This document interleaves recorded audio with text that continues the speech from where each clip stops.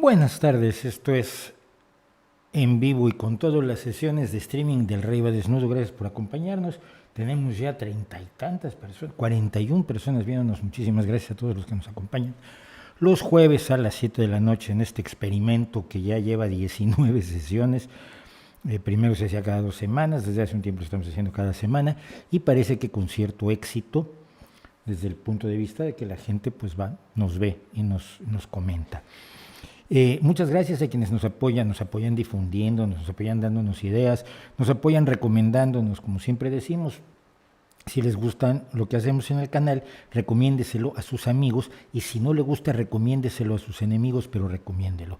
A quienes nos apoyan recomendándonos, a quienes nos apoyan difundiéndonos en los espacios que tienen y a quienes nos apoyan económicamente, por supuesto, que lo pueden hacer si les interesa, si quieren ayudar a que este canal crezca y sobreviva y demás, pues lo pueden hacer a través de Patreon con un apoyo mensual o con PayPal o GoFundMe con apoyos de una sola vez. Todo es bienvenido y los apoyos de 0 euros con 0 céntimos también son bienvenidos porque, pues a ver, no estamos, no se cobra la entrada por estar ni por ver los vídeos del Rey va Desnudo. Me he negado a usar, por ejemplo, las membresías de YouTube que me parecen un poco... Puedes ver el video antes que todos los demás, pero yo lo que quiero es publicar rápido los videos que voy sacando y crear un grupo de privilegiados. Incluso quité muchos de los premios de Patreon porque pensaba que era una forma de que te estoy comprando tu apoyo. No, apoyas al canal porque te gusta y si no, no lo apoyes, no pasa nada. Habrá otros que lo apoyen. Tenemos más de 30 Patreons en este momento. Espero que podamos llegar pronto a los 50 Patreons, además de que estamos a punto de llegar a los 70,000 suscriptores del canal, que no está nada mal para un canal de alguien que ni da consejos de maquillaje, ni explica cómo bailar reggaetón, ni hace chistes malísimos, ni es joven, ni es guapo. Entonces es una maravilla tener 70,000 personas viendo nuestro canal. Tenemos, por supuesto, el único negocio claro que hacemos, y somos malísimos en ello, son nuestras camisetas. Las camisetas del Rey va Desnudo, que son las de la realidad objetiva existe, piensa es gratis, si es homeopatía no es medicina, y las más recientes, que son las de Cuestiónalo Todo, donde es una que me pidieron muchísimo, y bueno, la ponemos a ver si sirve de algo. Y compran algunas camisetas. Me hemos vendido mucho. A ver, soy el peor negociante del mundo, ya lo debería saber todo el mundo, pero bueno, algunos no se quieren dar cuenta. Esta semana hicimos una entrevista con Alfredo García, que era famoso ya como operador nuclear, que yo lo conocí cuando todavía era clandestino, cuando me acuerdo que llegó un día en una de las actividades de divulgación científica masiva que teníamos en Naucas, en Bilbao, se acercó y me dijo: hola, soy operador nuclear. Y dije: muchísimo gusto, tenías cara y todo, porque en aquel entonces estaba en la plena clandestinidad. Tenía muchas ganas de hablar con Alfredo. Creo que la entrevista, la conversación que tuvimos, yo no entrevisto gente desde que desde que era yo, que trabajaba yo realmente como reportero, pues sí entrevistaba gente, pero ahora no me interesa tanto entrevistar gente como conversar con ellos, conversar con gente interesante. Creo que vale la pena, pero pasó algo muy curioso: no se han presentado los antinucleares a decirnos cosas horrorosas, o los tenemos muy bien domesticados, o ya perdieron la esperanza de hacer algo y lo ven y se hacen a un lado y no dan lata, o no se han enterado. En atención a la posibilidad de que no se hayan enterado, avísenles que ahí está la conversación con Alfredo García, donde fundamentalmente lo que decimos es: va a ser imposible que triunfemos en la lucha contra el cambio climático si no utilizamos la energía nuclear como una de las herramientas, como una de las muchas herramientas que necesitamos para esta lucha. Y estas muchas herramientas son las energías renovables, las energías verdes, la composta, la eólica, la solar, la mareoeléctrica, las nuevas formas de almacenamiento de energía, tanto eléctrica como calorífica, etcétera, etcétera. Ninguna va a sobrar, aunque haya, por supuesto, pseudoecologistas que creen que va a sobrar. Alguien hizo un comentario brillante en en el vídeo de la conversación con Alfredo, que decía un ecologista es a un ecólogo, a un biólogo profesional de la ecología, lo que un borracho es a un enólogo, a un estudioso de los vinos. Y más o menos por allí va la cosa. También si les interesa, estar atentos, porque creo que además va a estar en internet, no solamente en papel, que se lo limitaría a España. El sábado o domingo sale una entrevista larga que me hicieron en El Español, donde le pego a todo el mundo, supuestamente era por mi libro La Izquierda Feng Shui, que sigue disponible en electrónico, pero ya se retiró de su versión papel, lo que no se había vendido se destruyó, así funcionan las editoriales, y eso lo sabemos el día que firmamos un contrato, tampoco pasa nada, pero en electrónico pueden conseguir La Izquierda Feng Shui, pero sobre eso acabamos hablando de política a todos los niveles del mundo, porque al fin y al cabo acabamos hablando de política, yo no estoy muy, muy claro de por qué pasa esto. Bueno, dicho todo lo cual, vamos a empezar, que ya perdí 5 minutos contando historias. En fin, vean la entrevista, vean la conversación con Alfredo, y vamos a hablar de un tema que a mí me interesa mucho en particular. Y es el tema de la educación Waldorf. Y me preguntarán por qué para hablar de la educación un señor repeinado ahí de los años 20. Porque este señor repeinado es lo que se conoce como un clarividente. ¿Qué es un clarividente? Bueno, es un hombre que puede ponerse en contacto con las fuerzas misteriosas del universo, entrando en trance, y puede acceder a una especie de biblioteca universal que se llama el registro akáshico. Y entonces, consultando el registro akáshico, lo puedes saber todo. Puedes saber ingeniería, física nuclear, fotografía, pintura de óleo al natural, fabricación de paneles acústicos, lo que ustedes quieran, todo, porque todo el conocimiento del universo está en ese misterioso registro akáshico, y unos pocos clarividentes, unas pocas personas con poderes especiales pueden acceder a él y consultarlo, como quien va a la biblioteca o como quien en Google busca lo que ande buscando la gente en Google. Y este señor que tengo aquí junto, que se llama Rudolf Steiner, aseguraba al mundo que él era uno de estos clarividentes. Él originalmente había había fundado la teosofía en Alemania. La teosofía era esta religión, metarreligión, que reunía todas las religiones, toda la sabiduría que se había inventado Elena Petrovna Blavatsky, un personaje del que algún día hay que hablar, porque era yo criticando evidentemente las sectas y los embustes místicos, no dejo de admirar la cara de cemento armado, la cara de material inexistente para tallar diamante que tenía doña Elena Petrovna Blavatsky. Es una de las embusteras más espectaculares de la historia de la humanidad. Y entonces él llevó la filosofía, entre comillas, de Elena Blavatsky primero a Alemania, y luego se dio cuenta que era mejor ponerse por su cuenta, como los gurús buenos acaban dándose cuenta de que no les sirve seguir al gurú anterior, sino que necesitan inventar su propio. Entonces, si lo de Elena Petrovna Blavatsky era la teosofía, la sabiduría que viene de los dioses, porque todos los dioses estaban juntos con ella, eran los ascendidos, los superiores ascendidos. Si usted ha oído hablar de eso, se los inventó doña Elena. Y entonces él inventó la antroposofía, la sabiduría de los seres humanos, pero el ser humano más sabio del mundo era, por supuesto, este tío, Rudolf Steiner. Y entre las muchas barbaridades que él inventó la agricultura biodinámica, que no sirve absolutamente para nada más que para sacarle dinero a los pobres agricultores. Tiene unas recetas delirantes que no sirven para nada, demostrablemente no sirven para nada. Está basado en la astrología, y la astrología es lo que utiliza para determinar en qué momento se planta y en qué momento se cosecha, y cuánto tiempo tienen que estar sus preparaciones para fungicidas que él se inventa con cuarzo, con silicio, que es uno de los materiales más inertes de la tabla periódica.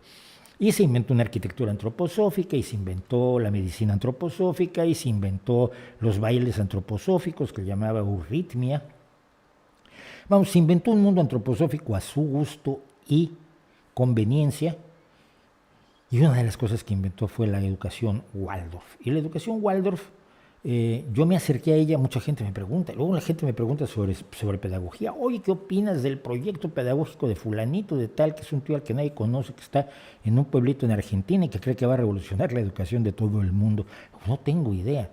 No soy pedagogo, sé poco de pedagogía, sé que tuve buenos profesores y buenos sistemas educativos en mi juventud, afortunadamente, que me hicieron lo que soy, pero no soy pedagogo. Yo creo en la pedagogía basada en evidencias, lógicamente. En vez de que a un señor se le ocurra, la pedagogía está muy mal, uy, genio, pues todo está muy mal, todo es corregible.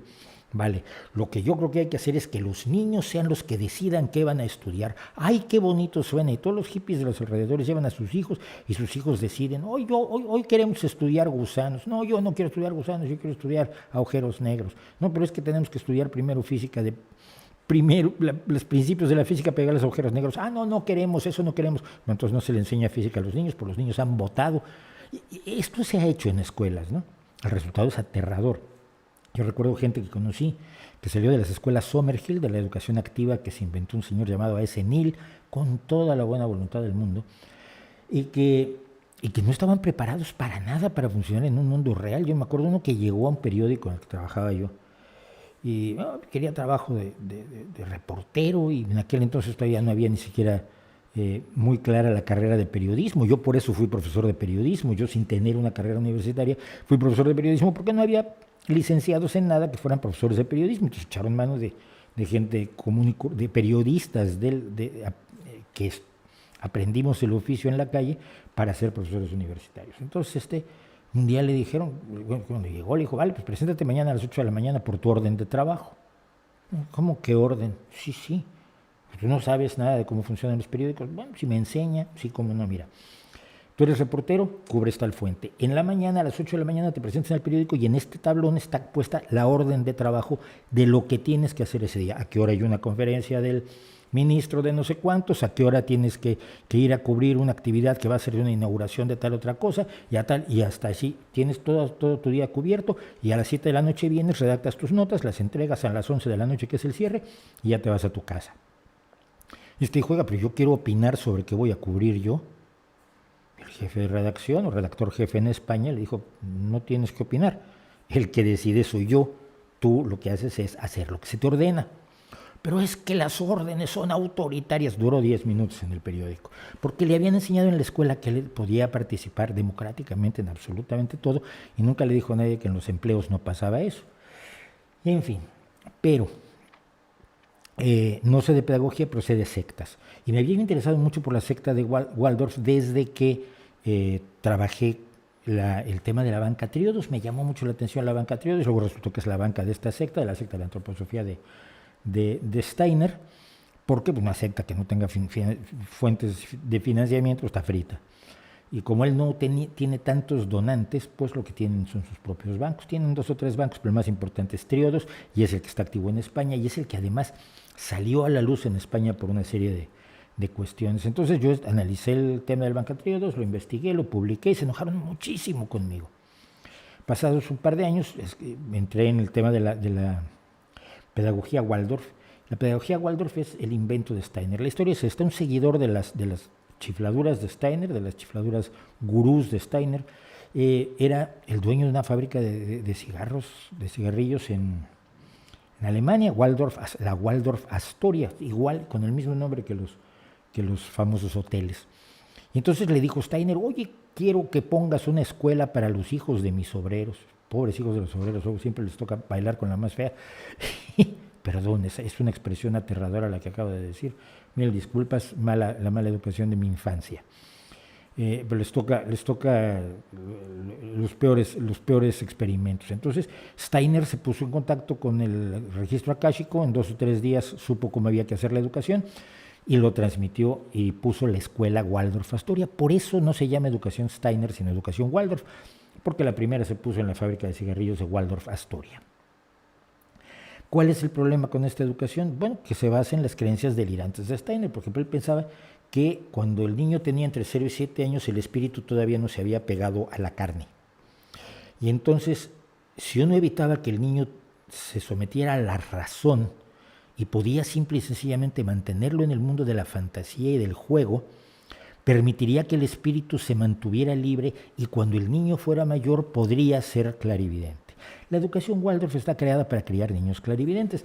No se fije usted mucho que en 100 años no han creado un solo clarividente, ellos lo siguen intentando. Pero por eso, por ejemplo, hasta los 7 años en la educación Waldorf se trata de no enseñarle a los niños ni lectura, ni matemáticas, ni historia, sino que todo tiene que ser fantasía, juegos e imaginación para que su espíritu no se encarne demasiado pronto porque la razón va a destruir su capacidad de clarividencia. Y esto lo creen en serio, ¿eh? Pero el problema, todos podemos hablar de muchísimas de las creencias delirantes de Steiner que se les enseñan a los niños en las escuelas Waldorf y que ha provocado reacciones, obviamente, de padres que creen que están yendo a un lugar como de educación progresista y lo que se encuentran después de unos meses es aquello, porque nadie les dice que es una escuela dependiente de una secta ocultista, mística, basada en la antroposofía de Steiner. Y muchos padres han reaccionado y hay reacciones fuertes contra la educación Waldorf en varios países del mundo. Pero el elemento que en este momento me preocupa es que una de las cuestiones que creía Steiner es que las vacunas no debían aplicárseles a los niños. Porque mire usted, los niños para su desarrollo espiritual tienen que pasar las enfermedades de los niños. Si tú le evitas el sarampión, la varicela, las paperas o la viruela, porque el ejemplo que usaba Steiner era concretamente el de la viruela, si tú les impides que pasen estas enfermedades, estás ahorrándoles el dolor físico, pero estás impidiendo su desarrollo espiritual. El desarrollo espiritual que conlleva el enfrentarse a estas enfermedades. Mucha gente cree que el sistema inmunitario de los niños se fortalece si pasan estas enfermedades que son aterradoras. Yo no recuerdo haberme sentido muy espiritual cuando sufrí paperas. Peor el asunto, no había vacuna para el sarampión cuando yo era pequeño, pero tampoco se enteró nadie que no había yo pasado el sarampión. Me dio a los 31 años y casi me mata.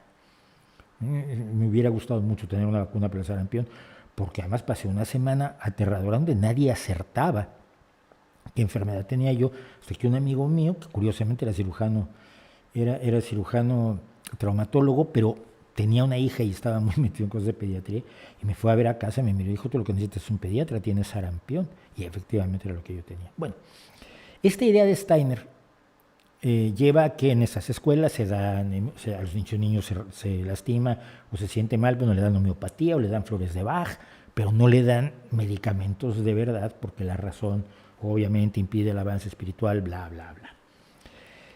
Y entonces está empezando a ocurrir que en distintos lugares de Europa, por lo pronto hasta donde yo sé, se ha dado el caso de que las escuelas son negacionistas de la COVID-19, negacionistas del coronavirus, rechazan las medidas de distanciamiento social, las medidas de las burbujas de niños, es decir, que los niños tienen su grupo de escolar, pero no interactúan en este momento con los niños de otros grupos escolares. Mi hijo lo está viviendo ahora, él está en quinto de primaria y tiene su burbuja y no pueden salir de su burbuja y juegan entre ellos y están diciendo, bueno, pues esto pasará. Los niños son mucho más adaptables e inteligentes que los adultos, esto hay que aclararlo. Cualquiera de los niños de la clase de quinto de primaria de mi hijo es muchísimo más listo e informado que Miguel Bosé o que Victoria Abril, por decir ejemplos, ¿no? Pero en las escuelas Waldorf no se ventilan, no se hacen burbujas, no hay distanciamiento social, no hay que usar mascarillas y además se les recomienda a los niños y a los padres que no se vacunen. Miren ustedes, de la pandemia solo vamos a salir con la vacunación de la mayoría de la gente. ¿Cuánta? No lo sabemos. Se calcula, pero se calcula basados en lo que sabemos de sarampión o de polio o de otras enfermedades, pero que no es seguro, porque nada nos indica, nada nos asegura que esta enfermedad se comporte como aquellas otras, que entre el 70 y el 80% de la población vacunada genera una inmunidad de grupo.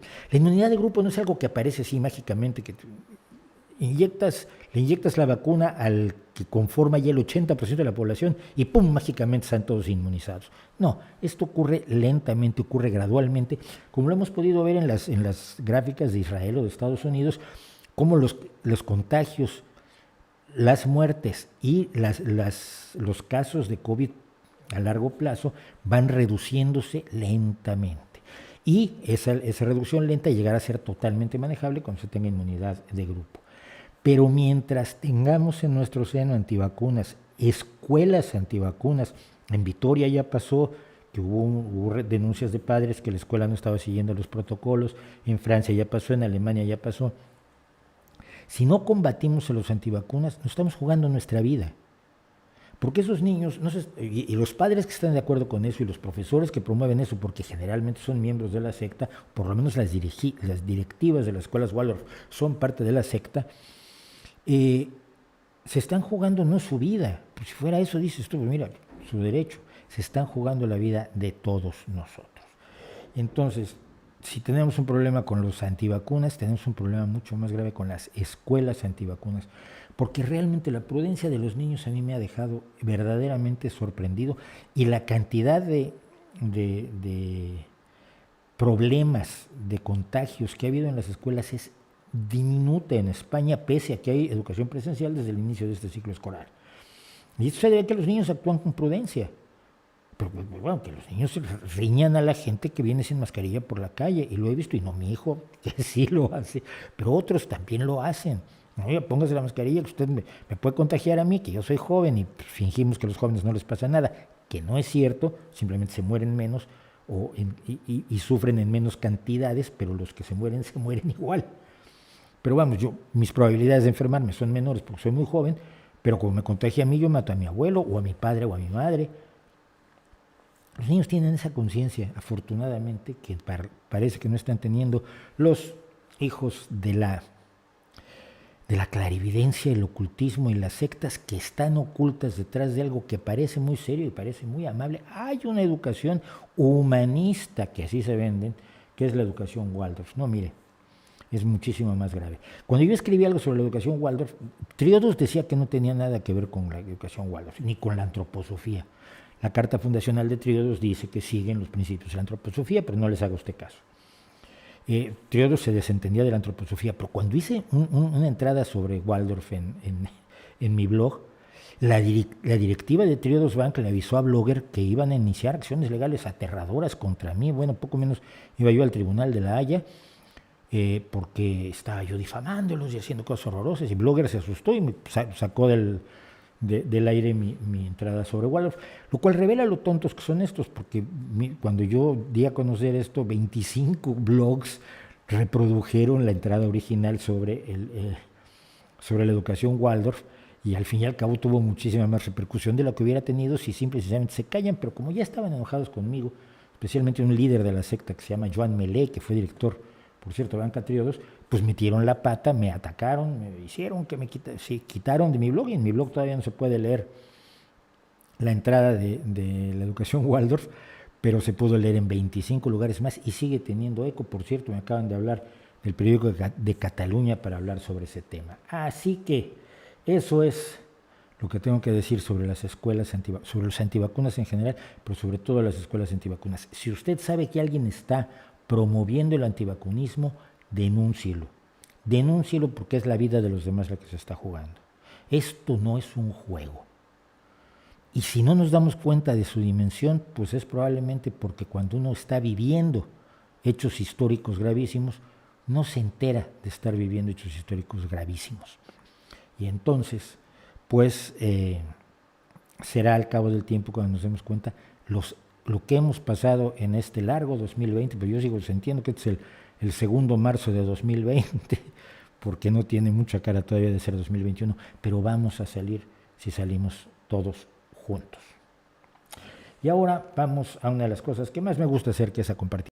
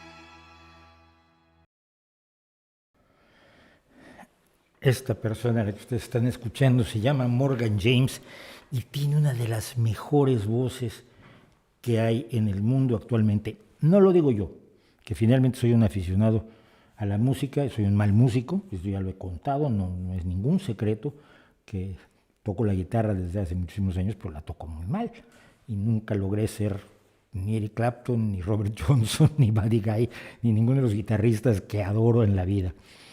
Pero, y cantando soy un desastre también, pero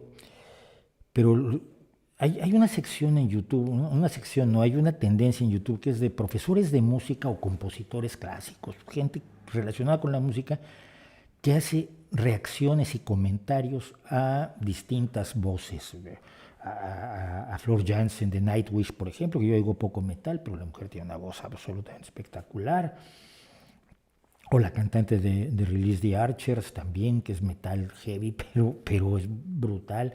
O cantantes de ópera, o cantantes del pasado, Janis Joplin, Freddie Mercury, o gente como Morgan James. Y a todos los que les he visto analizar este Dream On de Aerosmith, interpretado por Postmodern Jukebox y Morgan James, dicen que es un ejemplo de una voz perfecta, de una voz absolutamente controlada, de una voz con una enorme técnica, pero que es capaz de ser expresiva, no tiene la frialdad de la pura técnica del virtuosismo seco y directo. Morgan James es una mujer que estudió, ella dice que siempre había pensado en que iba a ser cantante, y estudió en Juilliard porque quería ser soprano de ópera y tiene una capacidad de cantar ópera enormemente, aunque dice que ya no le interesa cantar ópera.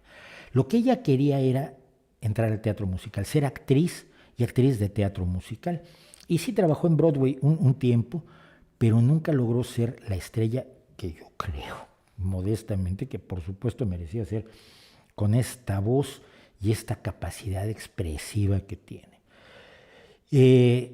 La contrató una disquera muy importante que es Epic Records, hizo 2 discos con ellos, los discos no tuvieron todo el éxito que Epic Records quería y entonces pues la dejaron ir, o sea, la despidieron. Y ella empezó a trabajar como independiente, a hacer su sello disquero independiente, que es el camino que están siguiendo muchísimos músicos y es extraordinariamente admirable. Y descubrió que sus fans le eran fieles. Y es que hay que serle fiel a quien tiene una voz así. No se le ve, obviamente no se ve en el vídeo, pero además es una mujer muy pequeñita, es muy menudita.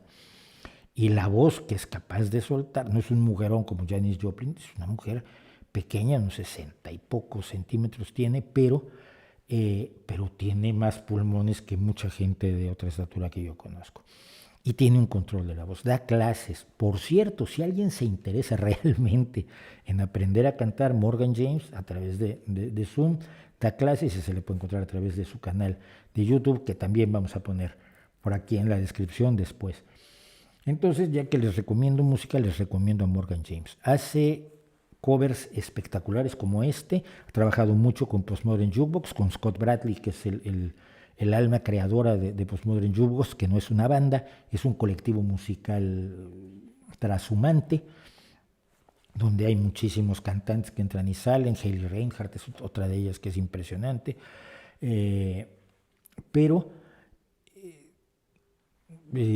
Regresando a Morgan James, tiene covers, tiene cosas de teatro musical y además es compositora, y con una de sus composiciones vamos a cortar este pequeño homenaje a una voz maravillosa, una persona además, si ustedes ven sus entrevistas, además una persona que tiene muy claro lo que quiere y cómo lo quiere, y esto creo que es su marido con el que está, que es una canción de ella y de él, interpretada la subieron a fines de febrero apenas a YouTube.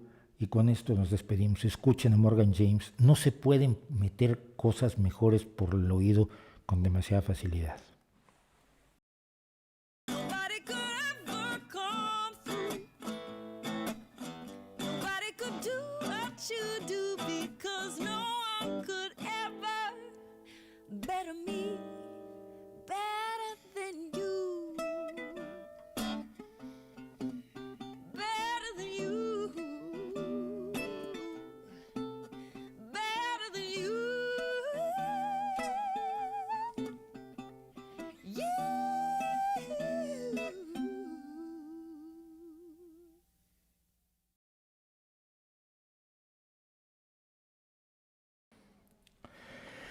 Pues eso es Morgan James. No estoy viendo el chat, pero supongo que había gente riñéndome porque no estoy viendo el chat. Pero vamos a tratar de dedicarle más tiempo hoy al chat. De verdad, se los juro que lo quiero hacer. Pero si tuviera tiempo de hacerlo todo, lo que tendríamos que hacer es 2 streamings a la semana, pero para eso necesito que haya más ingresos en el canal. Ya sé, parece que estoy pidiendo dinero. Luego hay quien se preocupa mucho. Ay, es que no vayas a cancelar el canal. No, hombre, no lo va a cancelar nunca. Simplemente soy un hombre de izquierda y como hombre de izquierda creo que uno debe ganar, debe recibir una retribución adecuada por su trabajo. Y esto, aunque no lo parezca, es trabajo. Y entonces, si yo estoy de acuerdo en que a todo el mundo le paguen por su trabajo, también estoy de acuerdo que me paguen a mí. Pero bueno, una cosa que es que estoy tratando de separar más los segmentos para luego hacer la pedacería que estamos haciendo, que ha tenido mucho éxito afortunadamente, y que ahí pueden ustedes también ayudarnos a recomendarle a la gente, mira, nada más ve el segmento de Morgan James, o ve el segmento de Waldorf, o ve el segmento de tal o cual, de los 6, 7 segmentos que sacamos de los streamings cada semana. Pero, entonces, hoy vamos a hablar de Greenpeace.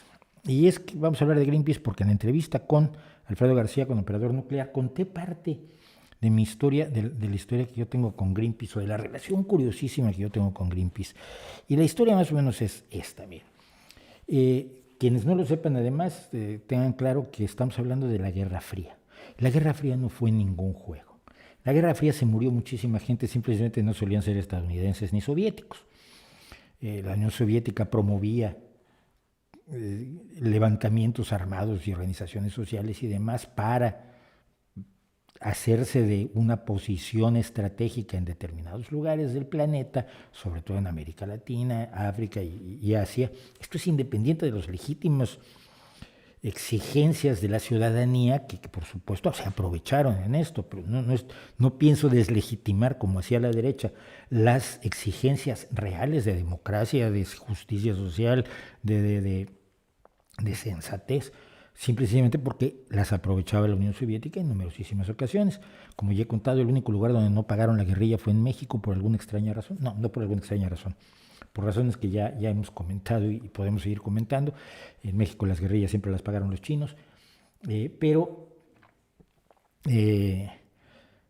Rusia ponía los activistas de izquierda y Estados Unidos ponía a los dictadores y los torturadores y los asesinos y los que daban los golpes de Estado y los que reprimían brutalmente a la ciudadanía. Y todo esto parecía una lucha interna de los países, pero se enmarcaba dentro del teatro grande de la Guerra Fría. Y el peligro fundamental de la Guerra Fría. La Guerra Fría era precisamente porque las dos potencias se enfrentaban en una carrera armamentística, pero no estaban enfrentándose, no estaban matándose entre ellos, que era lo que había que evitar y que al menos ambas potencias trataron de evitar.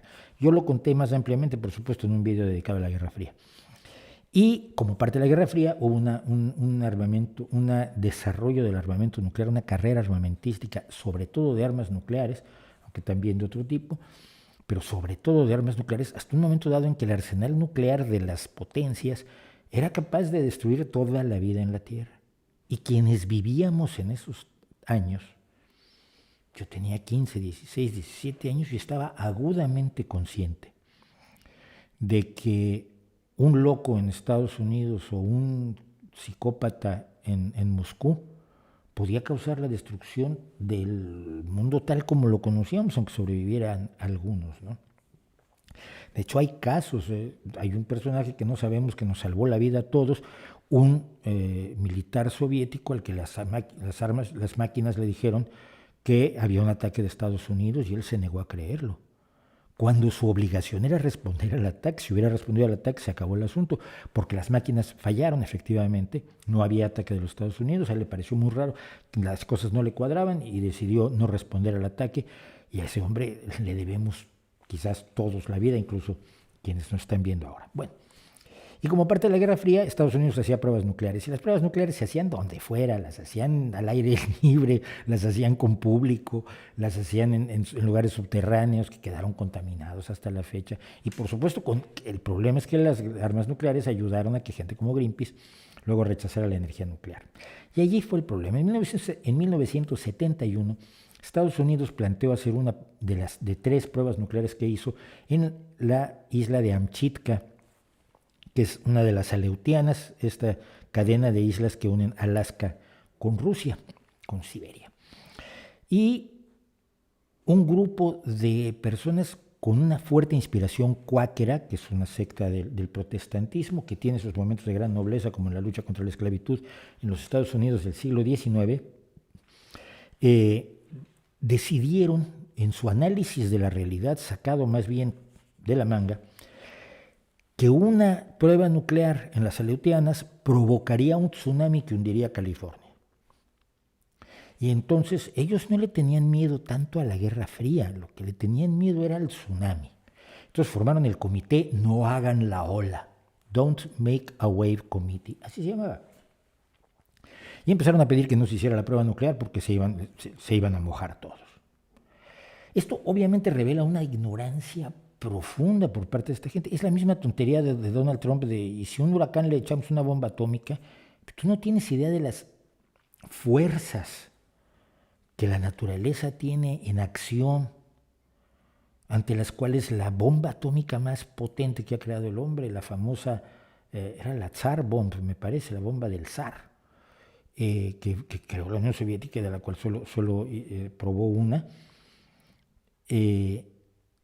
no le hace ni cosquillas, no puede provocarte, se siente, se puede percibirlo, y así se sabía cuando alguien hacía una prueba nuclear, y que se sabe cuando Corea del Norte las hace, porque los sismógrafos lo registran, pero lo registran a niveles bajísimos, no puede provocar un terremoto, no puede provocar un tsunami, y por supuesto todas las películas en las cuales viene un asteroide y lo haces a un lado con una bomba atómica son absolutamente fantasiosas, porque simple y sencillamente no se mide, y cualquiera de ustedes lo puede hacer, medir en newtons las fuerzas que se liberan en un huracán, en un terremoto, en un tsunami, un maremoto que provoca un tsunami, o la fuerza que tiene un asteroide que viene a toda la velocidad hacia la Tierra, y compárelos con los pocos megatones que puede tener la bomba atómica más potente. Es una ignorancia de la física elemental más absoluta, porque no hay que saber física nuclear, simplemente calcular newtons y julios.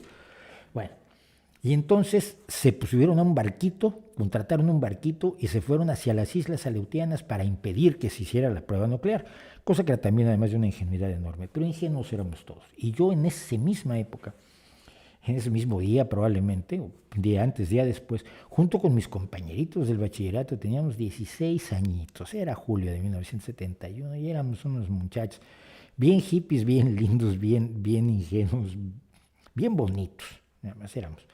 Y 6 o 7 de nosotros nos presentamos ante la Embajada de Estados Unidos con nuestras pancartitas, protestando contra la prueba nuclear de Amchitka, porque y lo decía yo, se lo decía Alfredo García, una de las carteles me acuerdo, y sé quién lo llevaba, no lo voy a decir nunca, decía, la guerra nuclear es mala para los animalitos y los pajaritos y los conejitos. Y sí es, además, vamos, o sea, esto puede sonar muy cursi, pero es malísima para todos los seres vivos la guerra nuclear y la guerra en sí. Y entonces, bueno, llegó un furgón de la policía y los 6 cupimos ahí dentro, muy contentos, pero bajó alguien de la Embajada de Estados Unidos y decía, oigan, ¿quién es su líder? Y nos miramos todos y decimos, no, nos pusimos de acuerdo un día tomando un café nosotros. Bueno, manden 3 para conversar con nosotros. Y allí fuimos 3, un compañero que ya murió, una compañera que está casada con otro que estaba en la manifestación y yo. Y fuimos a conversar con ellos. Ellos querían saber si nos movía la Unión Soviética, si teníamos intereses secretos, si éramos del Partido Comunista. Dijimos, no, lo único que queremos es que no hagan pruebas nucleares y que no se siga fomentando el armamentismo nuclear. Quedamos un poco fichados, pero nos dejaron ir. Le dijeron a la policía que nos soltara. Yo todavía me enojé con los policías, pero decía, pues, ¿por qué les va a dar órdenes a ustedes un tipo de la Embajada de Estados Unidos? ¿No? Porque ustedes deberían responder solamente a las leyes mexicanas. Pero bueno, nos dejaron ir y se acabó. Pero Greenpeace empezó así. Greenpeace empezó con un cálculo absolutamente ridículo, anticientífico, y siguió siempre así. Y así ha ido reescribiendo su historia. Por ejemplo, Paul Watson, que luego hizo esta organización de los mares y que está considerado un ecoterrorista, pues él dice que fue de los fundadores y Greenpeace dice que no, que eso no tiene nada que ver con ese Paul Watson, que sí andaba por allí, pero no fue de los fundadores. Patrick Moore, que se pasó al otro lado, que se ha vuelto un enorme crítico de Greenpeace, pero también se ha pasado al lado del negacionismo de ciertos problemas reales como el calentamiento global, también estaba allí, pero dice, no, Patrick Moore no estaba con nosotros somos todos buenos, puros, limpios y sanos. Mira, no son buenos, puros, limpios y sanos. Toda la política de Greenpeace está basada en creencias que no están validadas científicamente. Su lucha contra los transgénicos, su lucha contra la energía nuclear de fisión, que es en la que trabaja Alfredo García y en la que yo, por supuesto, creo que debemos fomentar como parte de la transición hasta que tengamos la energía que todos queremos, que es renovable, verde, limpia, sin emisiones y cubierta de rico chocolate, con sabor a menta. Pero mientras no tengamos eso, las nucleares nos van a servir muchísimo. Pero también están en contra de la fusión nuclear, están en contra del proyecto ITER, pero también están en contra, y luego están en contra de ciertas cosas en ciertos países, pero no en otros, porque depende de quién paga. El problema es nadie sabe quién los financia. No responden ante nadie. No tienen ninguna responsabilidad ni ante la ciudadanía, ni ante las Naciones Unidas, ni ante ningún gobierno, ni ante nadie. Son absolutamente autónomos. Cuando van y hacen mediciones de radiación en Fukushima, que lo hicieron, y tenían valores que por supuesto sobrepasaban todos los que estaba midiendo la Agencia Internacional de Energía Nuclear, no hay quien valide sus mediciones. Cuando dicen que encontraron nitritos y nitratos en tal otro sitio, ahora que tienen un problema con una granja en Caparrós, que quieren que no haya muchas vacas juntas, sino quieren que las vacas estén esparcidas comiendo pasto por miles de hectáreas en vez de estar en una granja intensiva relativamente controlada. También es que hicimos mediciones, ¿vale? ¿Dónde están los estudios? Bueno, no, tú tienes que creernos, porque a Greenpeace hay que creerle. A Greenpeace hay que creerle todo. Fue por eso que en 2016 un señor que se llama Richard Roberts, y que ustedes deben conocer, organizó a más de 100 premios Nobel en una carta pidiéndole a Greenpeace que dejara de oponerse al arroz dorado, para que la distribución del arroz dorado en Asia, y acusándolos de un crimen contra la humanidad. Y lo curioso es esto: Richard Roberts es un tipo del que seguramente usted ha oído hablar, porque es premio Nobel de Química, pero una vez le inventaron una entrevista en España donde decía que las grandes farmacéuticas hacían medicamentos que provocaban que las enfermedades se volvieran crónicas, que cronificaran las enfermedades. Y si usted busca a Richard Roberts en español, todo lo que sale de él es esto, que fue una entrevista que se inventó un periódico español, que es La Vanguardia. Y yo cuando buscaba a Richard Roberts en inglés, descubrí que en inglés no había referencias a estas cosas. Él decía que bueno, que a las farmacéuticas no les interesan mucho las curas y prefieren estudiar medicamentos para atender afecciones crónicas, porque eso es negocio para ellos. Por supuesto, lo que yo tomo contra la hipertensión lo tengo que tomar todos los días, soy mejor negocio que si me curan de algo.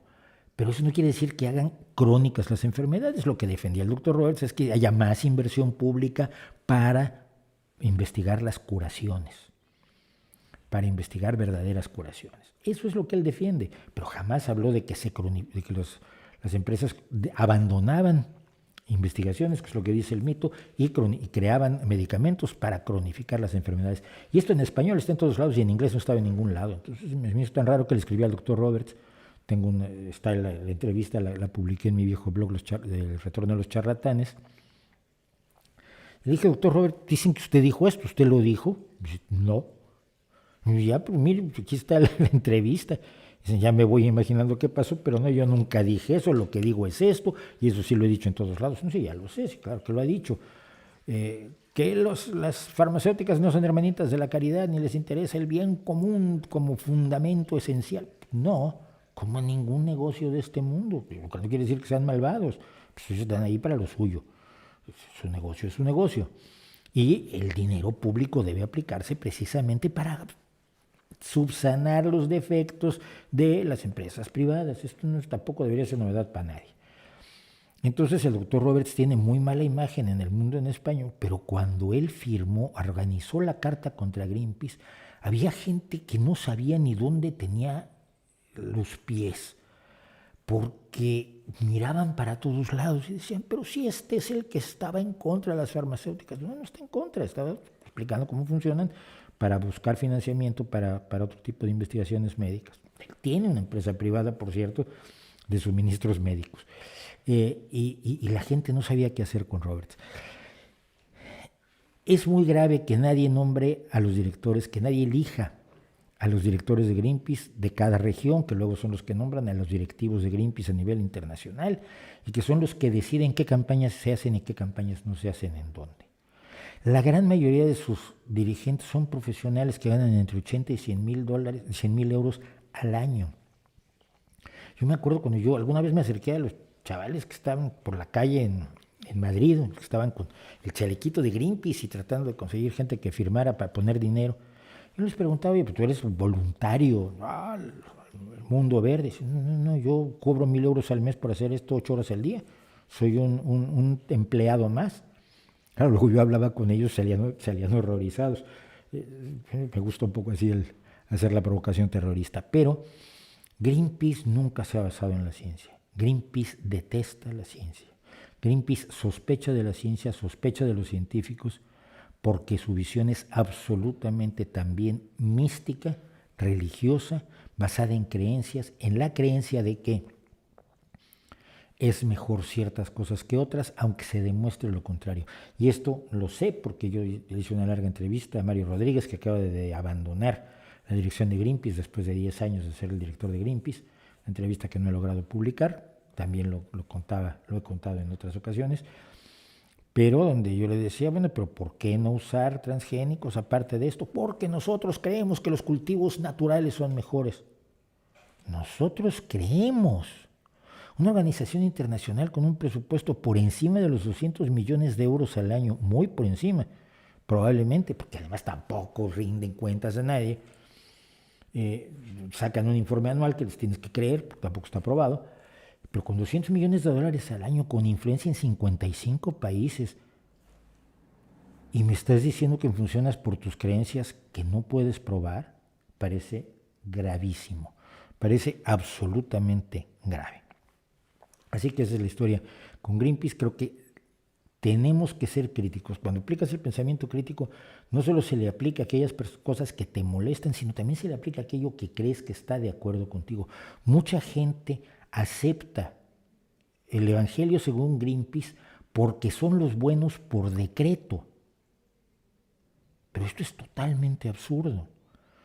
Si no tienes evidencia sobre lo que ha hecho o dejado de hacer Greenpeace, los cultivos que ha destrozado, el fingimiento de que tiene personas que son voluntarios y que hacen cosas cuando en realidad no son voluntarios, son profesionales pagados, cuando niega el conocimiento científico, cuando se inventa cifras, cuando ataca, se inventa tóxicos. Por ejemplo, me acuerdo de la campaña tan ridícula que tuvieron sobre la ropa tóxica, la ropa que te iba a matar. Greenpeace se la pasa diciendo que nos va a matar todos.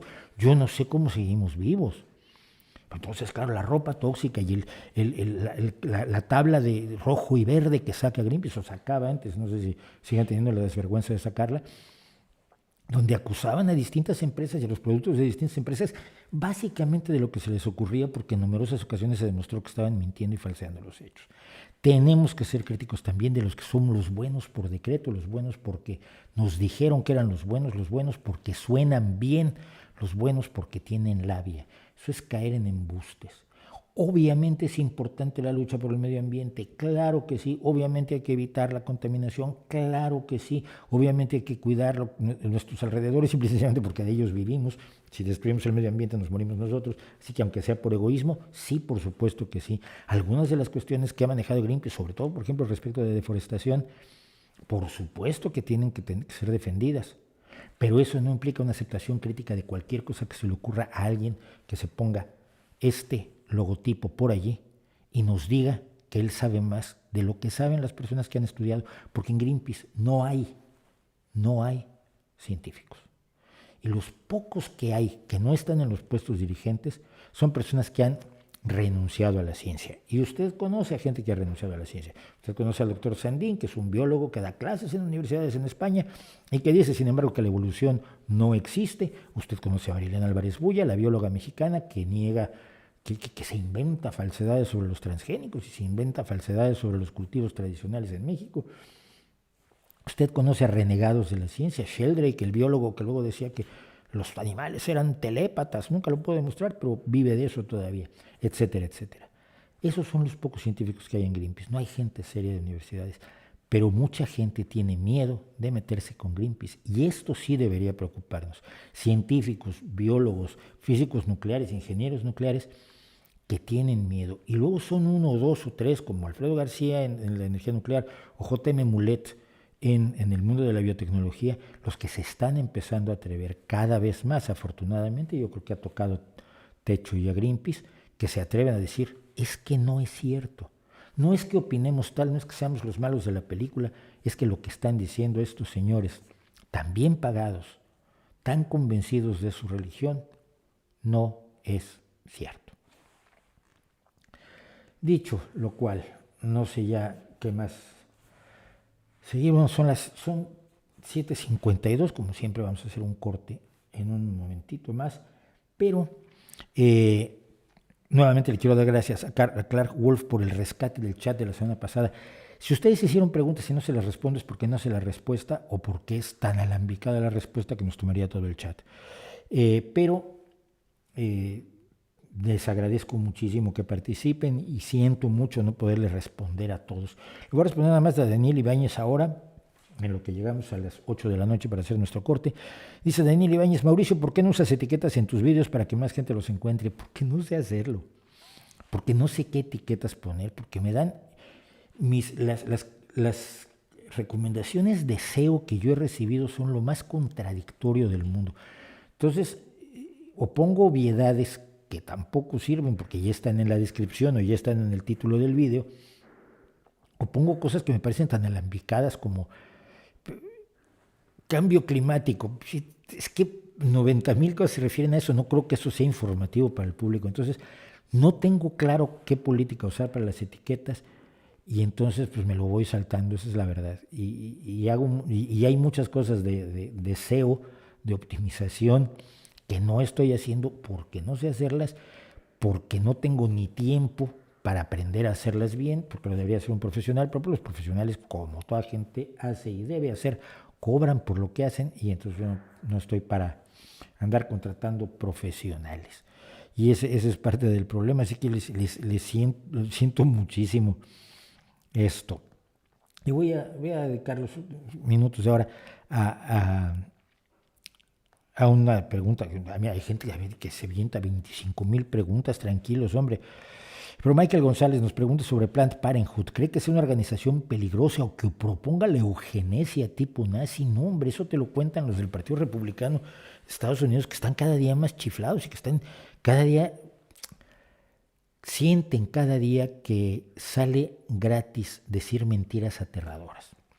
Planned Parenthood es una organización que nace para ayudar a las mujeres al control de la natalidad y a tener abortos cuando lo desean, a que puedan decidir sobre su propio cuerpo, a que puedan embarazarse cuando quieren y no estar embarazadas cuando no quieren estar embarazadas. Sí, ya hice un amplio video también sobre aborto. Es lo que hace Planned Parenthood. Por supuesto que los fanáticos republicanos y sobre todo la gente de la Iglesia Evangélica de los Estados Unidos, cuya fuerza dentro del Partido Republicano y dentro de la política estadounidense se ha multiplicado brutalmente desde Reagan, los pinta como lo peor. Son gente que casi obliga a la gente, a las chicas a abortar, que eligen quién aborta y quién no, que sería la eugenesia. Y no tiene nada que ver con eso. Es gente realmente admirable porque tener una clínica que practica abortos a las mujeres que lo piden en el ejercicio de su derecho y aplicando las leyes vigentes en los Estados Unidos el día de hoy, no están haciendo nada ilegal, no están haciendo nada irregular, no están haciendo nada malo, están protegidas por un dictamen de la Suprema Corte de los Estados Unidos que dictaminó que están protegidas por la Constitución de los Estados Unidos y que además están protegidas por leyes internacionales cada vez más progresistas. Lo que enfrentan tanto las mujeres que quieren someterse a un aborto como las clínicas de Planned Parenthood, que significa paternidad planificada.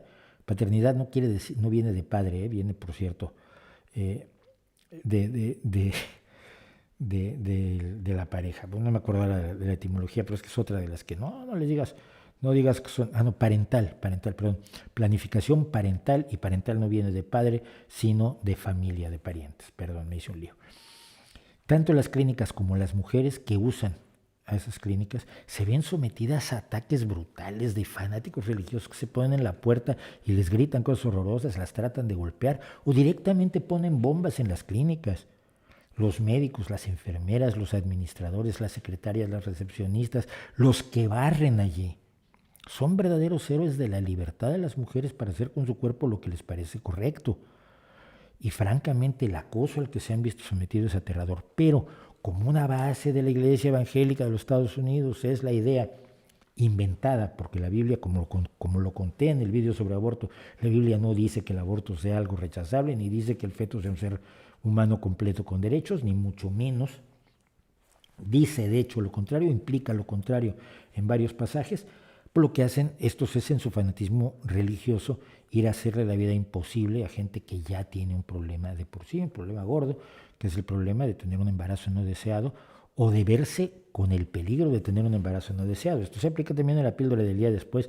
Esto se aplica a todos los métodos anticonceptivos, porque en la visión de esta gente, pues los niños los manda Dios, y si practicas sexo debes estar abierto a que sea sexo reproductivo.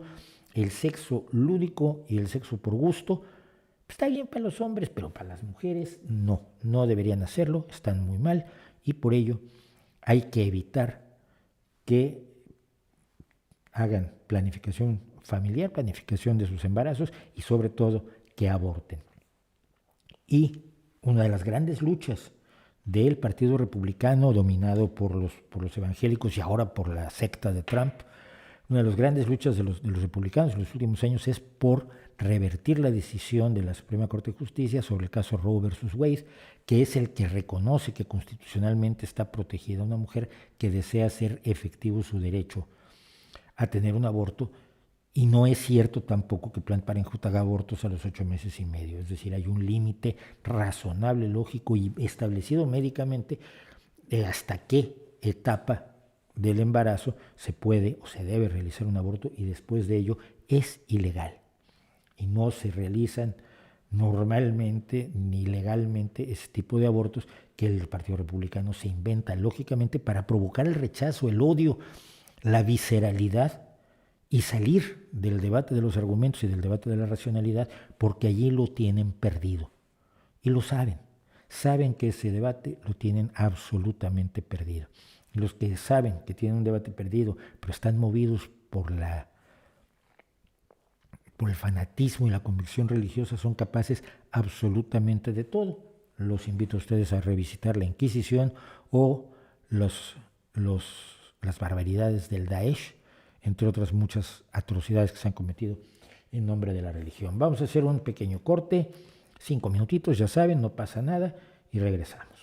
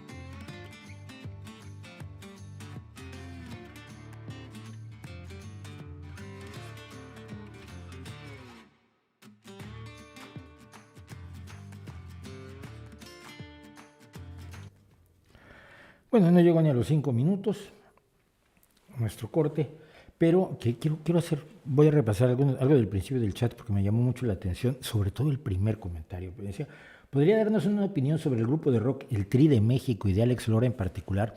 Ustedes me piden que hable de cosas que no quieren que hable, de verdad. El Tri de México, a mí me encanta cómo se inventó eso, Alejandro, porque el grupo original se llamaba Three Souls in My Mind, Tres Almas en mi mente, que es un nombre muy bonito. Cuando se pelearon y se separaron, el nombre se lo quedó el baterista, que todavía llegó a sacar 1 o 2 discos como Three Souls in My Mind. Entonces Lora, que no quería perder la franquicia porque ya tenían cierto jale, se habían hecho toda su carrera en los hoyos funky, entonces inventó lo del Tri. Y como a la selección mexicana de fútbol, o lo que tenemos en México a falta de selección de fútbol, se le conocía como el Tri o los ratoncitos, el Tri por el tricolor, por los 3 colores de la bandera, como si fuera la única bandera tricolor, eso me encanta. Le puso el Tri, y luego con el tiempo decidió que era el Tri de México así porque le salió del alma. Pero a ver, ¿qué les voy a decir? Es malísimo. El tipo no canta, nunca ha cantado, no va a cantar jamás, está absolutamente negado para cualquier cuestión de carácter musical, y como bajista es malo, como bajista está extremadamente limitado. Pero donde brilla su ineptitud es como compositor.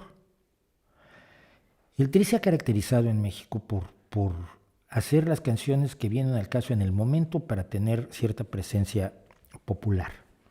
Entonces, si se ha detenido a Caro Quintero, es en una canción sobre Caro Quintero.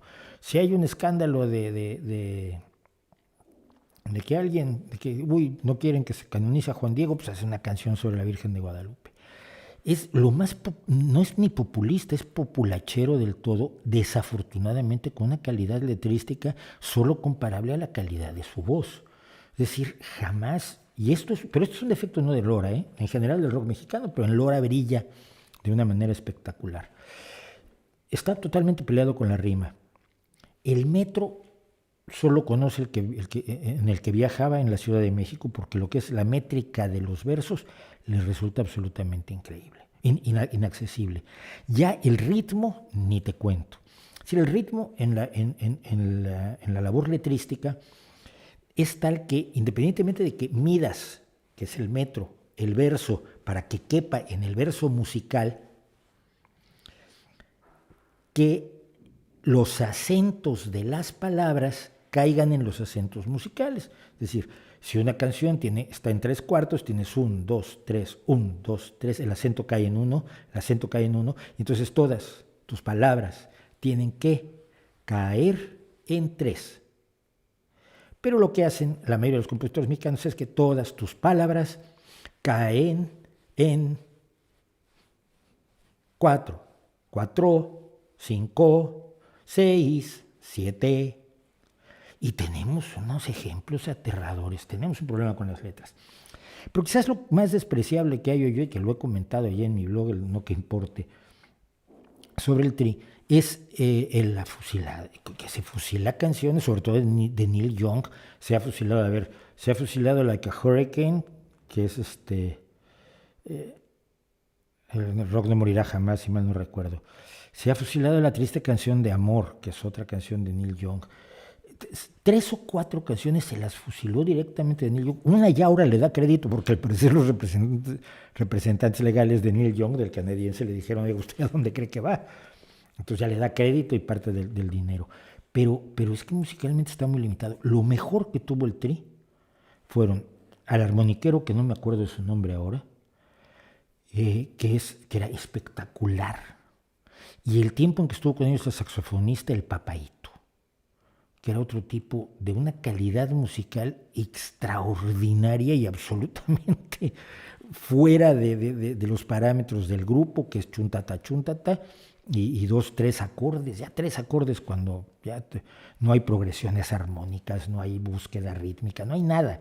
Hay la simpleza, lo directo, lo vasto, lo elemental en música en cuanto a ritmo, en cuanto a armonía, en cuanto a melodía, en cuanto a todo, salvo cuando tomas a un Neil Young y esa es una progresión como la de Triste Canción de Amor, que es primera, que es quinta, es la menor, sol, fa, mi. Bueno, es una progresión que te lleva de la menor a su quinto acorde bien, pero a mí me parece bien triste, sobre todo habiendo en México grupos de rock como Real de 14, gente del rock como Memo Briseño, que componía, tenía una visión letrística, Jaime López y otros muchos, no tantos, pero otros verdaderos pilares del rock mexicano, ante los cuales ni musical ni letrísticamente tiene nada que hacer Alex Lora. Así que siento mucho que si querías que hablara bien de él, pues no lo haya yo hecho.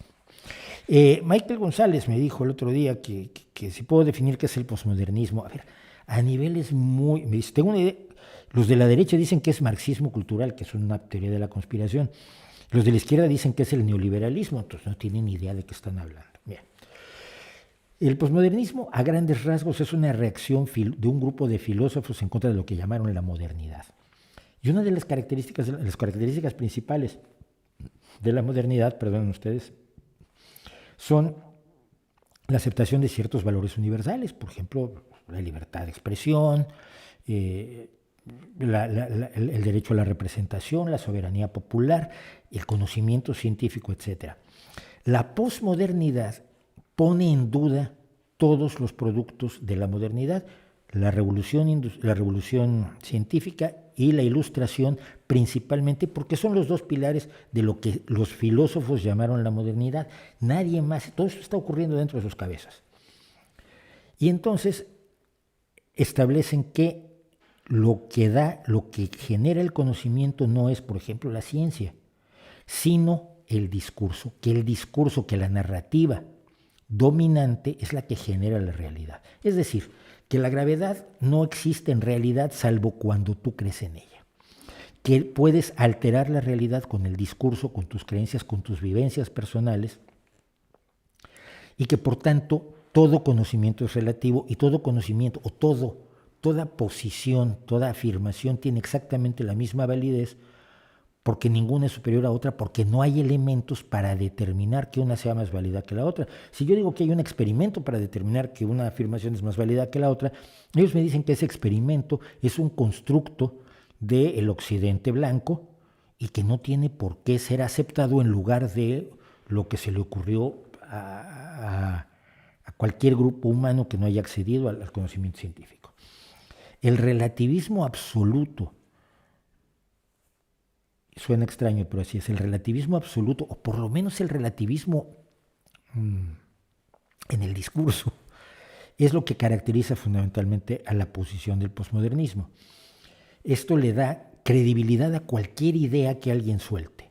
No puedes tú rechazar las ideas de nadie basándote en hechos, en datos y en evidencias, porque los hechos, datos y evidencias no existen, todo es relativo. Esa es la esencia básica de la crítica que hace la posmodernidad a todo lo que ellos consideran que constituyó la modernidad. ¿Cómo se expresa esto?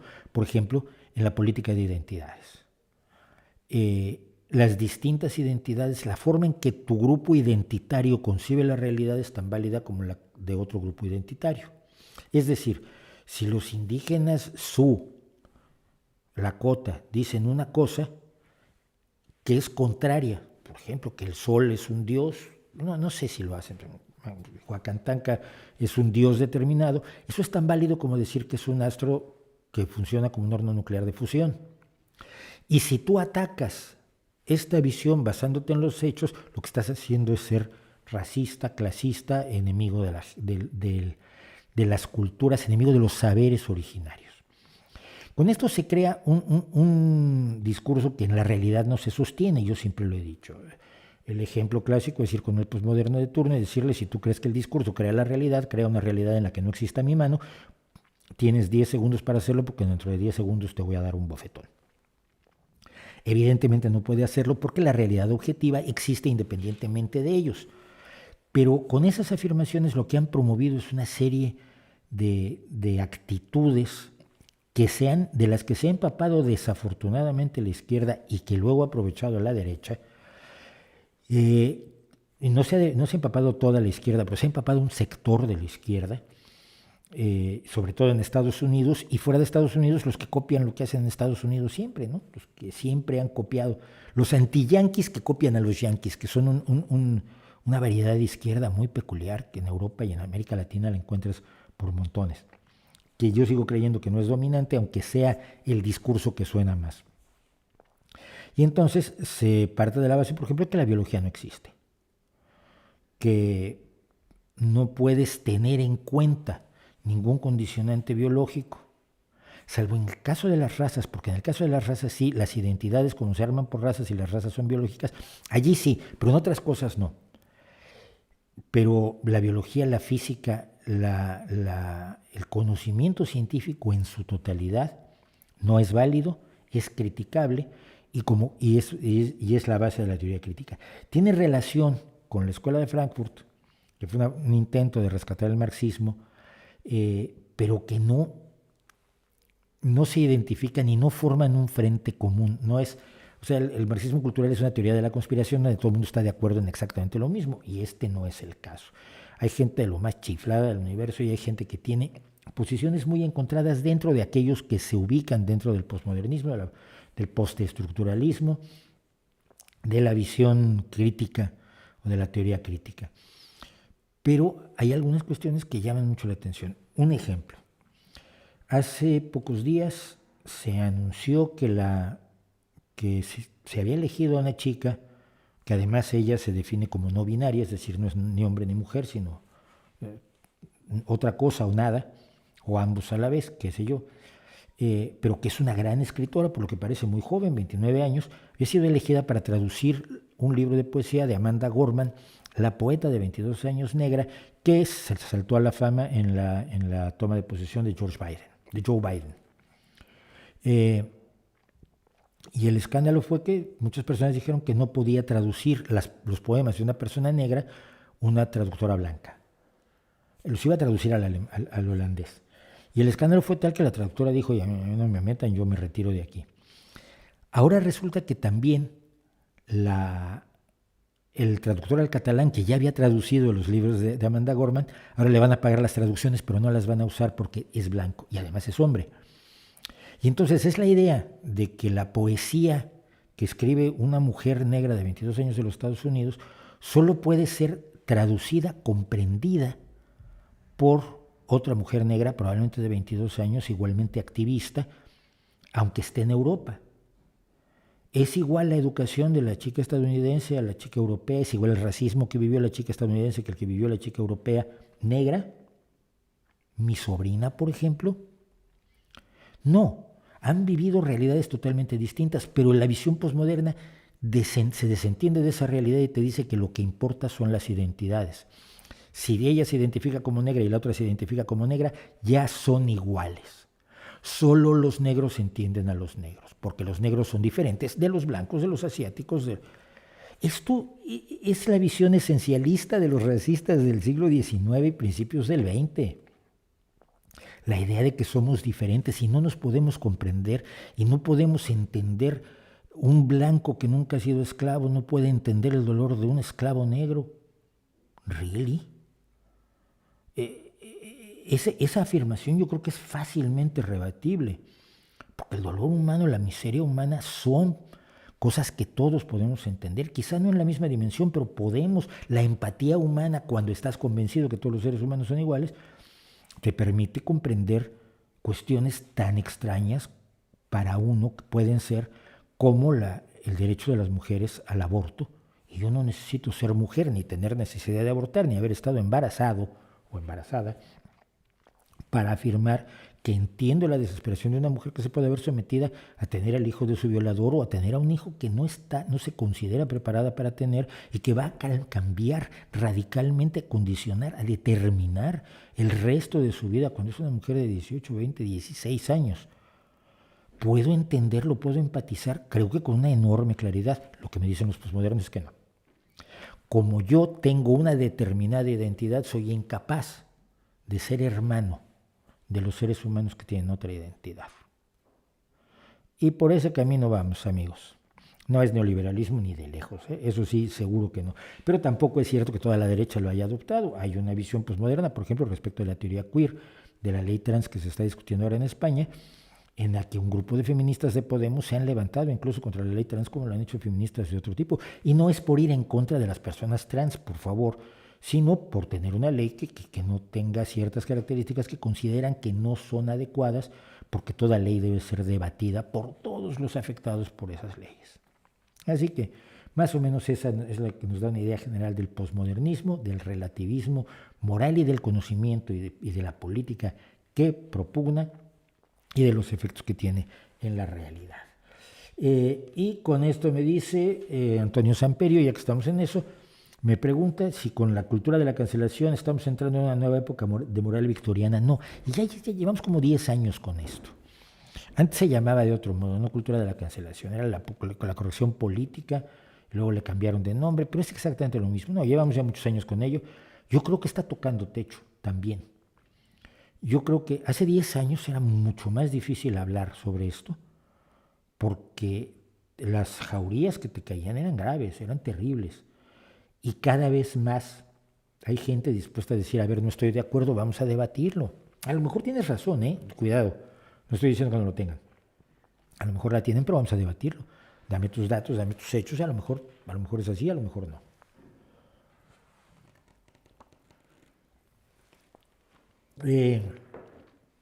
Antonio Samperio, ¿qué opina de que la candidata de Morena al gobierno de Nuevo León consiguió imputar un delito de violencia de género contra un comediante que la parodió? ¿Es legítimo? Sería censura. El humor tiene que no tener fronteras. Ninguna. Y cuando le pones fronteras al humor es porque tú no tienes sentido del humor. El posmodernismo es muy enemigo del humor. En general no tiene sentido del humor. Los posmos no se ríen de chistes. Se ríen de gente, pero no se ríen de chistes. Es una cosa muy curiosa. Guillón Pradón. ¿Hiciste servicio militar obligatorio? No tenía yo pies planos. Y me salvé. ¿Crees que debería volver para mejorar la educación de la juventud? No. El servicio militar no educa a la juventud. Para nada. La sola idea es absurda. Es una idea que solo pueden hacer en la mentalidad militar. Si la educación de la gente no pasa ni por aprender a obedecer órdenes ciegamente, cuidado, ni por sufrir las humillaciones que son normales, parte del hecho del ejército, ni mucho menos por aprender a matar a sus congéneres. O sea, no. El servicio militar, yo creo que si es necesario, por desgracia, seguir teniendo ejércitos, estos ejércitos deben ser profesionales y formados única y exclusivamente por voluntarios. Si quieres enseñar disciplina a tus hijos, dedícales más tiempo. No pidas que se los enseñen ni en un internado, que era una costumbre muy extendida, no sé ahora qué tanto, ni en el ejército, por favor. Clark Wolf me dice, he escuchado que las leyes de copyright acaban beneficiando más a los que distribuyen un producto que al artista como tal. ¿Realmente funciona así o no tanto? En parte sí y en parte no. El problema es que las leyes de copyright, como las patentes, son mecanismos que se diseñaron para fomentar, por un lado, el arte y por otro lado, la innovación. Es decir, si yo escribo una canción y tú me das la posibilidad de explotar en exclusiva esa canción durante 20 años, estoy motivado a escribir más canciones.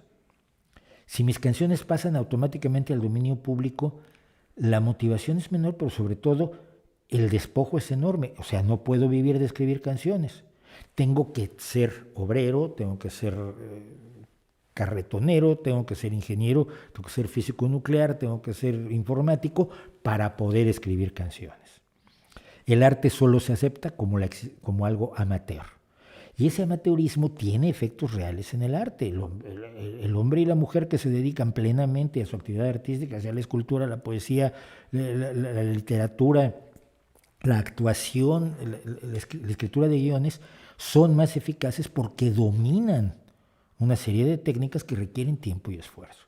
Si todo lo vuelves amateur, pierdes esa profesionalización que da como resultado mejores obras de arte. Cualquiera que haya escrito poemas durante 30 años sabe que sus primeros poemas de chaval eran aterradoramente malos Y si tiene tiempo y puede escribir muchos poemas y puede profesionalizarse como poeta, los de dentro de 30 años pues, van a ser mucho mejores.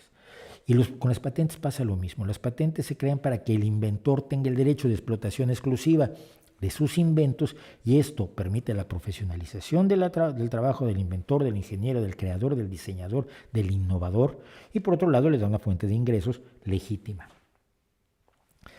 Pero cuando entraron las empresas, resultó que, por ejemplo, muchas patentes, como inventaste las cosas en tiempo que paga la empresa, las patentes pertenecen a la empresa y tú te llevas la gloria en el mejor de los casos.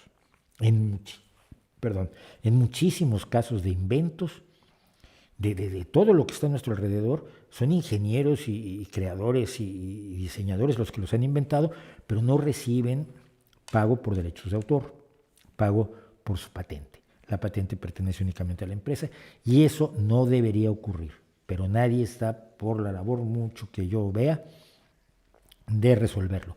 Y lo mismo pasa con la música. Cuando yo publico, de pronto meto en un video música que no debería meter y vienen y protestan el copyright, quien protesta el copyright es la disquera, la que publica la música, la empresa de medios, pero no directamente el músico. ¿Qué está pasando ahora? Lo que decía yo en el caso de Morgan James, que los músicos están empezando a ser los que se publican a sí mismos, los dueños de su disquera, los propietarios de los másters de los discos, de las grabaciones maestras a partir de las cuales se elaboran tanto los MP3 como los CDs que todavía existen, o los vinilos que han regresado, etc.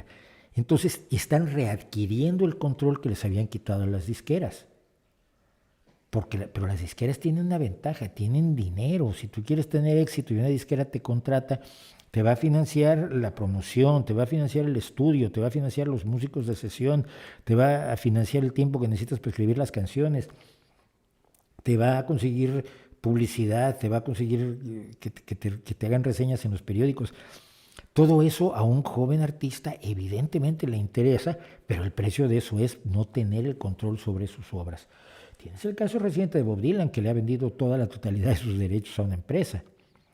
Entonces, creo que es un debate que tiene que darse. Yo personalmente creo que todo creador debe tener parte grande de lo que produzcan sus derechos de autor y sus patentes, tanto como creo que ni las patentes ni los derechos de autor se pueden prolongar eternamente, cosa que Disney logró, por cierto, que en Estados Unidos se hiciera que se prolongaran los derechos de autor porque estaban a punto de caducar los derechos de autor, por ejemplo, de Mickey Mouse.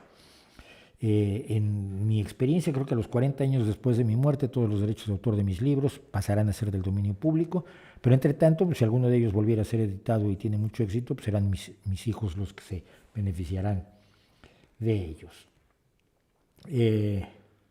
¿Alcanzaste a conocer al payaso Cepillín? Por suerte, ¿no? No, nunca lo hallé ni agradable, ni simpático, ni nada por el estilo, no lo conocí. López Obrador quiere regular a los agentes de la CIA, la FBI, la DEA, etcétera. Suerte. Y a los de la heredera de la KGB, que ahora no me acuerdo cómo se llama, de la Agencia de Inteligencia Rusa, también, seguro. Y también quiere regular las redes sociales, esto lo sé, con el argumento de que están adquiriendo más poder que el Estado. ¿Qué opinas? No, opino, evidentemente no es cierto. Las redes sociales no tienen más poder que el Estado.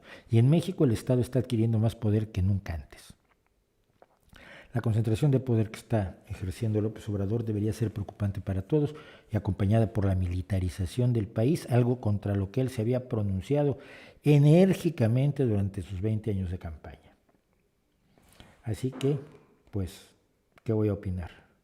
Ya no sé qué opinar. La desesperación respecto a lo que pasa en México me agobia. ¿Qué opinas de las protestas violentas que hubo hace 3 días en Palacio Nacional por parte de las feministas? No, de algunas feministas. ¿Cree que AMLO sea aliade o solamente les dará el avión? No les da el avión. Las ha acusado a todas de ser provocadoras. Y eso es lo que consigues cuando emprendes acciones violentas, o el que emprende acciones violentas, lo que consigue es ensuciar a todo el movimiento. ¿De qué se ha hablado? ¿Se ha hablado de las reivindicaciones de las mujeres en México? Se ha hablado de los asesinatos que siguen al ritmo de 10, 11 mujeres al día. 10, 11 mujeres al día, que son asesinadas básicamente por sus parejas. con una impunidad de más del 90%. ¿Se ha hablado de eso? Se ha hablado de las violaciones, se ha hablado de la impunidad de las violaciones, se ha hablado de las agresiones sexuales continuas de todo tipo que sufren realmente las mujeres mexicanas en todos lados, con una cultura machista que se había de alguna manera empezado a superar o que se había atacado por la vía de la inteligencia, pero que el narcotráfico y la delincuencia revivieron de una manera brutal con ayuda del reggaetón. Se está hablando de todo eso, que son los motivos por los cuales hay mujeres desesperadas, porque sus hijas de 7, 8, 10 años han sido asesinadas y violadas brutalmente, que es el horror más grande del mundo. No es solo enterrar a un hijo, que es algo que ningún ser humano debería tener que hacer, sino enterrar a una víctima y saber que su victimario va a estar totalmente impune para siempre porque tenemos un gobierno de abrazos y no balazos. ¿Se está hablando de eso? No, se está hablando de que 3, 4, 5 personas la lanzaron gasolina a la policía y la quemaron, y me parece muy mal. Porque las personas de la policía no son los culpables de lo que está pasando, ni lo pueden resolver. Los mandaron allí, tienen ese empleo porque no están pudiendo conseguir otro en México. Es un país dominado por el subempleo y la economía subterránea. Entonces, ¿qué culpa tienen los policías que fueron agredidos? Pero, gracias a la violencia, todo el resto del tema no se está mencionando. Todo el resto del tema está fuera de los medios de comunicación, para alegría de todos los medios de comunicación. La derecha, porque les sirve para pegar al gobierno de López Obrador, que es lo único que les interesa. Y la izquierda, porque lo único que les interesa es defender al gobierno de López Obrador. Y las mujeres que quedan en medio, las que han sido victimizadas y están siendo victimizadas todos los días, con los niveles más altos, algunos de los niveles más altos de inseguridad para la mujer de todo el mundo, y lo denunciaba el New York Times ayer, si mal no recuerdo, yo lo publiqué en mi Twitter. Ellas están solas, absolutamente solas. Yo puedo entender que alguien se desespere y cometa una acción violenta, no la puedo justificar, pero sí le puedo decir: lo que estás haciendo es jugar en las manos, jugar el juego de los que quieren deslegitimar la lucha y quieren que no se hable de los problemas reales que están impulsando esta lucha. Entonces, ¿qué voy a opinar? Opino que el gobierno mexicano es remiso en sus obligaciones más elementales de protección de la mitad de la ciudadanía, Y opino que alguien debería empezar a poner en la mesa de las discusiones para las elecciones de 2021 quien se compromete a empezar a cambiar las cosas, porque esto no se arregla en 2 días, pero a empezar a cambiar las cosas y a empezar a demoler el esquema de impunidades brutales que garantizan la tranquilidad de los asesinos, los violadores, los agresores sexuales, etcétera, e incluso les dan candidaturas para gubernaturas que van a ganar con casi total seguridad, como es el caso de Félix Salgado Macedonio. Voy a opinar. ¿Qué puede uno opinar si es mínimamente decente?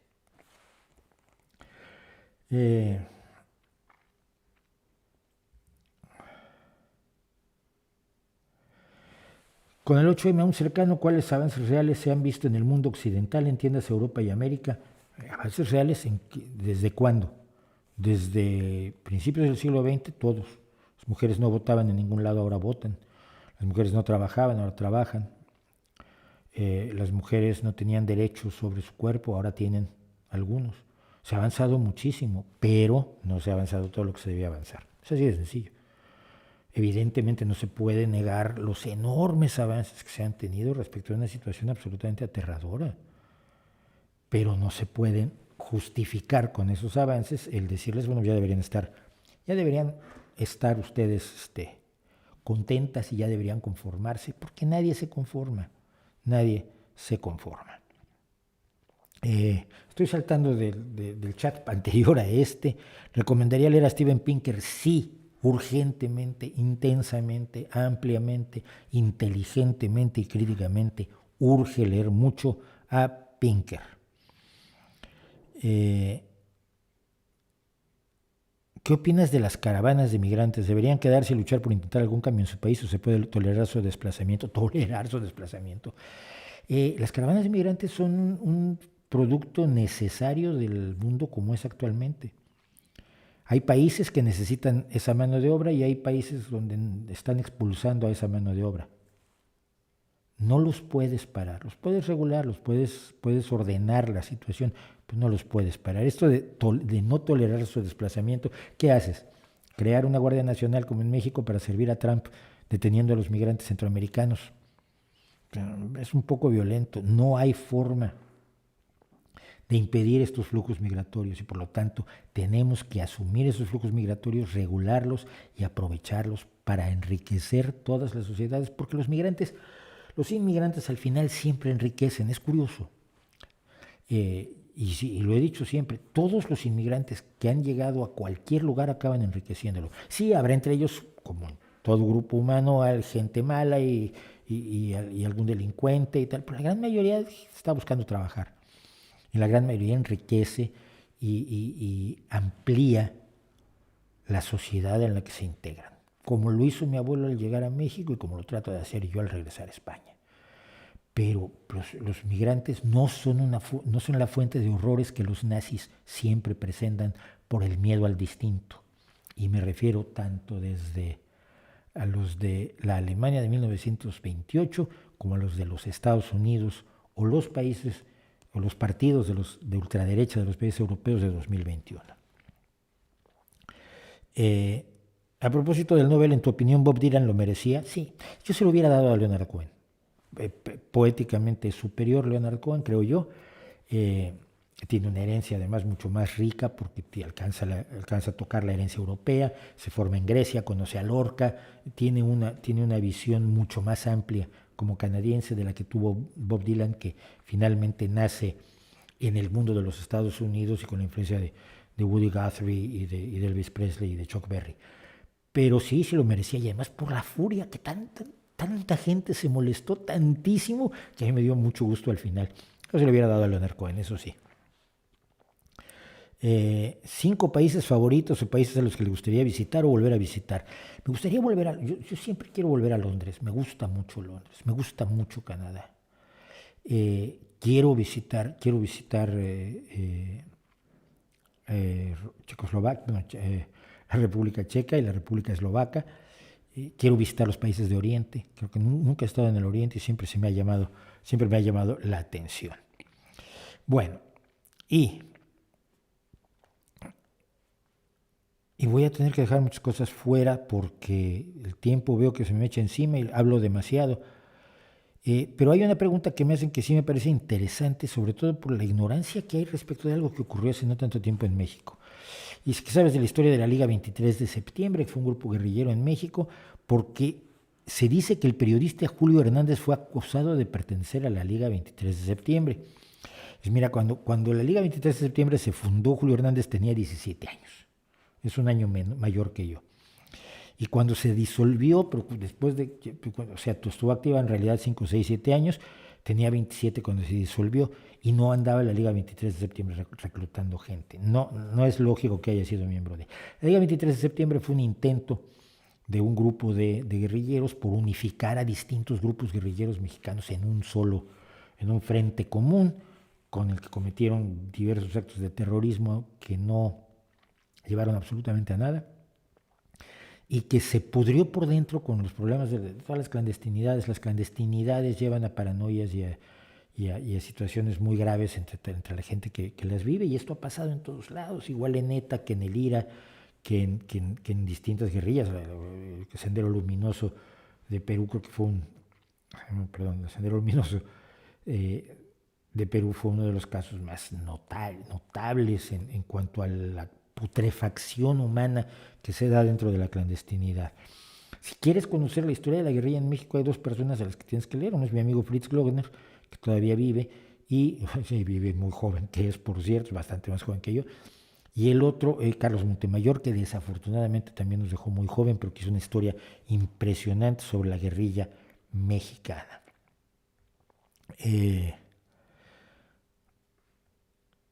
¿Qué me parece José Saramago? Me gusta, creo que tiene libros maravillosos como el Elogio de la Ceguera, ay Dios mío, ¿cómo se llama?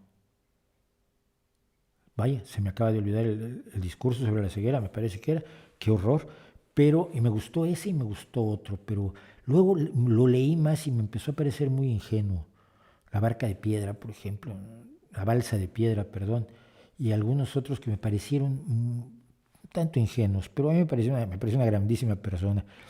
Y por culpa del premio Nobel no fue a México, por cierto, yo lo estaba invitando a ir a México, y un día le habló estábamos organizando un festival y le habló a mi gerente, y dijo, oiga, no voy a poder ir yo a México en diciembre. ¿Por qué, don José? Pues que me acaban de dar el premio Nobel. Hay muchas, pues no vengan, ¿no?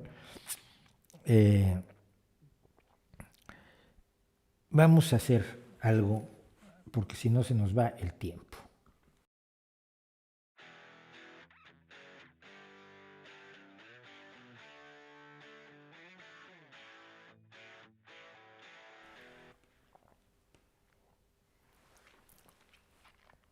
Este señor, también vestido, se llamaba Vicente Huidobro.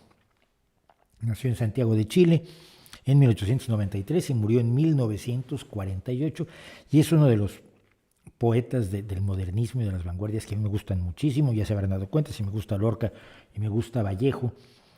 Y estoy tratando de hacer un recorrido por poetas de varios países. No estoy tratando de ser igualitario ni mucho menos, pero no quisiera centrarme solamente en poetas mexicanos o españoles. Y estoy tratando de usar gente relativamente del siglo XIX-XX, aunque su momento lo tendrá gente como Quevedo, del que soy fan perdido, u otros muchos poetas clásicos de todos los países, pero he querido entrar a la poesía por este lado que creo que es más fácil de digerir para algunas personas. Y vamos a leer de Vicente Huidobro, Ella. Ella daba 2 pasos hacia adelante, daba 2 pasos hacia atrás. El primer paso decía buenos días, señor. El segundo paso decía buenos días, señora.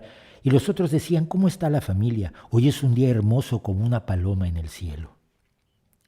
Ella llevaba una camisa ardiente, ella tenía ojos de adormecedora de mares, ella había escondido un sueño en un armario oscuro, ella había encontrado un muerto en medio de su cabeza.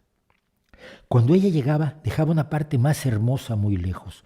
Cuando ella se iba, algo se formaba en el horizonte para esperarla. Sus miradas estaban heridas y sangraban sobre la colina. Tenía los senos abiertos y cantaba las tinieblas de su edad. Era hermosa como un cielo bajo una paloma. Tenía una boca de acero y una bandera mortal dibujada entre los labios.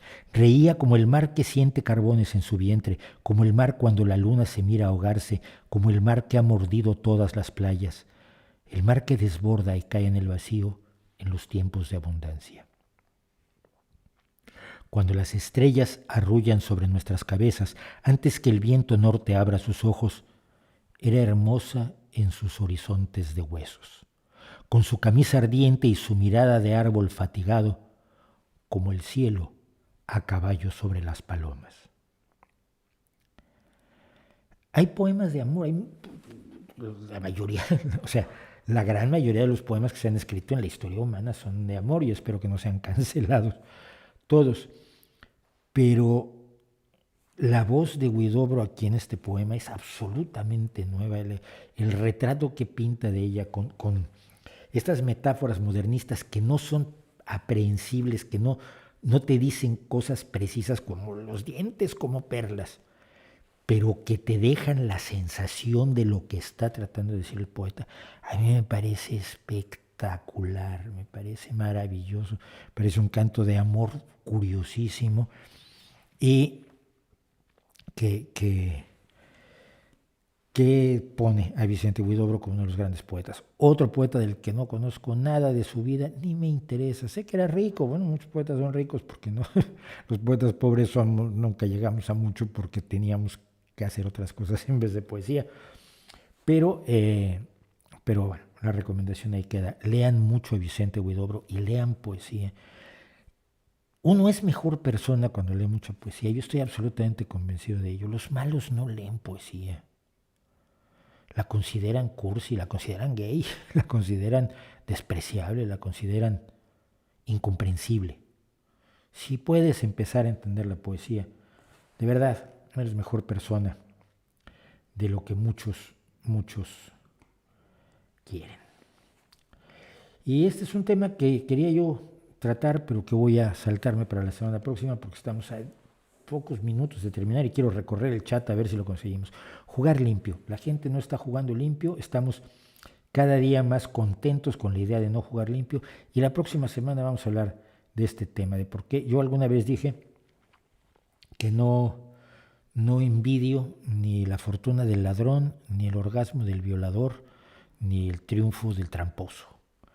Y lo sigo creyendo que incluso en la lucha política, que es sucia de por sí, vale la pena jugar limpio. Pero vamos a hablar de ello la semana próxima, porque si no, no hago el chat y entonces se enojan conmigo y me dicen cosas horrorosas como la vez pasada.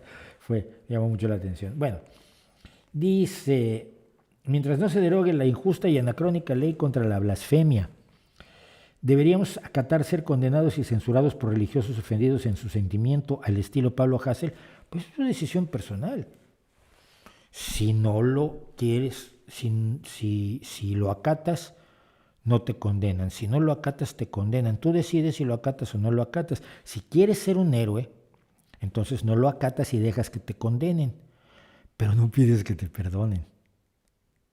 Sabes a lo que te estás exponiendo. Los grandes luchadores de los derechos civiles que han infringido leyes para llamar la atención sobre el problema que están denunciando, que quieren resolver, han ido a la cárcel sin decir, ay, pero pobrecito de mí. Simple y sencillamente no. Rosa Parks, cuando se apuntó como voluntaria para ser la que no sé qué levantaba en el autobús en Montgomery, Alabama, disparando la lucha por los derechos civiles como parte de la Asociación Nacional de Gente de Color. Pero ella sabía perfectamente lo que estaba metiendo, entonces ella nunca dijo, suéltenme, ay no, pobrecita de mí. ¿No está usted detenida por violar una ley? Sí, señor, ¿cómo no? Aquí están mis huellas digitales, métanme a la cárcel y vamos a ver en qué acaba esto. Pero ser un mártir arrepentido a mí me parece que es como de niños que creían que esto es un juego. El cambio de las leyes de un país nunca es un juego. Y ser héroe de esquina barata tampoco es algo que me pueda impresionar demasiado a mí. Biden no cumplió la promesa de campaña referente al asesinato del periodista Khashoggi. ¿Cuáles podrían ser las causas? La fuerza, el poder que tiene Arabia Saudita. Mira, es muy fácil. Y no pienso justificarlo, pero sí creo que es entendible. Es muy fácil ser puro en tus acciones cuando solamente estás criticando desde fuera.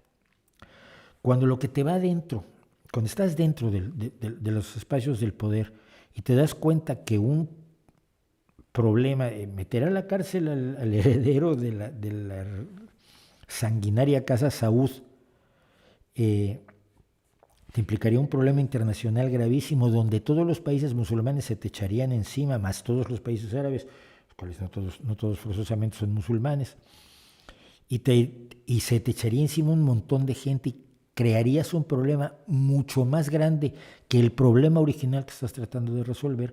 Tienes que tomar en cuenta toda la complejidad de la realidad. Y me imagino que por eso Biden no ha hecho nada. Esto no garantiza que no vaya a hacer nada, pero explica por qué no llegó y dio órdenes. Es mucho más difícil hacer las cosas cuando uno realmente se juega algo. Cuando estás en el sillón de tu casa, ¡ay, ¿por qué no lo condenaron? Porque la realidad era otra, ¿no? Alguien me preguntaba, y esto sí lo voy a decir, ¿no? Me decía, bueno, pero habiendo tantas pruebas de la cantidad de gente a la que ha envenenado y asesinado Putin, ¿por qué no hay sanciones contra él? Pues porque las pruebas son circunstanciales. Porque para que pudiera haber sanciones tendría que haber un juicio, porque el Estado, la comunidad internacional no puede funcionar arbitrariamente. Por eso existen esas burocracias agobiantes que luego decimos, ¿y para qué queremos tantos burócratas? Porque hay que garantizar que todo se haga de acuerdo a la legislación y que todo se haga de una manera razonable e inteligente para no crear problemas y además estar seguro de que estás funcionando de acuerdo a las leyes que se supone que estás defendiendo. Entonces no es tan fácil, no es tan fácil. ¿Qué piensas de las acusaciones de presunto antisemitismo o sesgo anti-Israel por parte de la ONU? ¿No crees que podrían ser exageradas? Sí.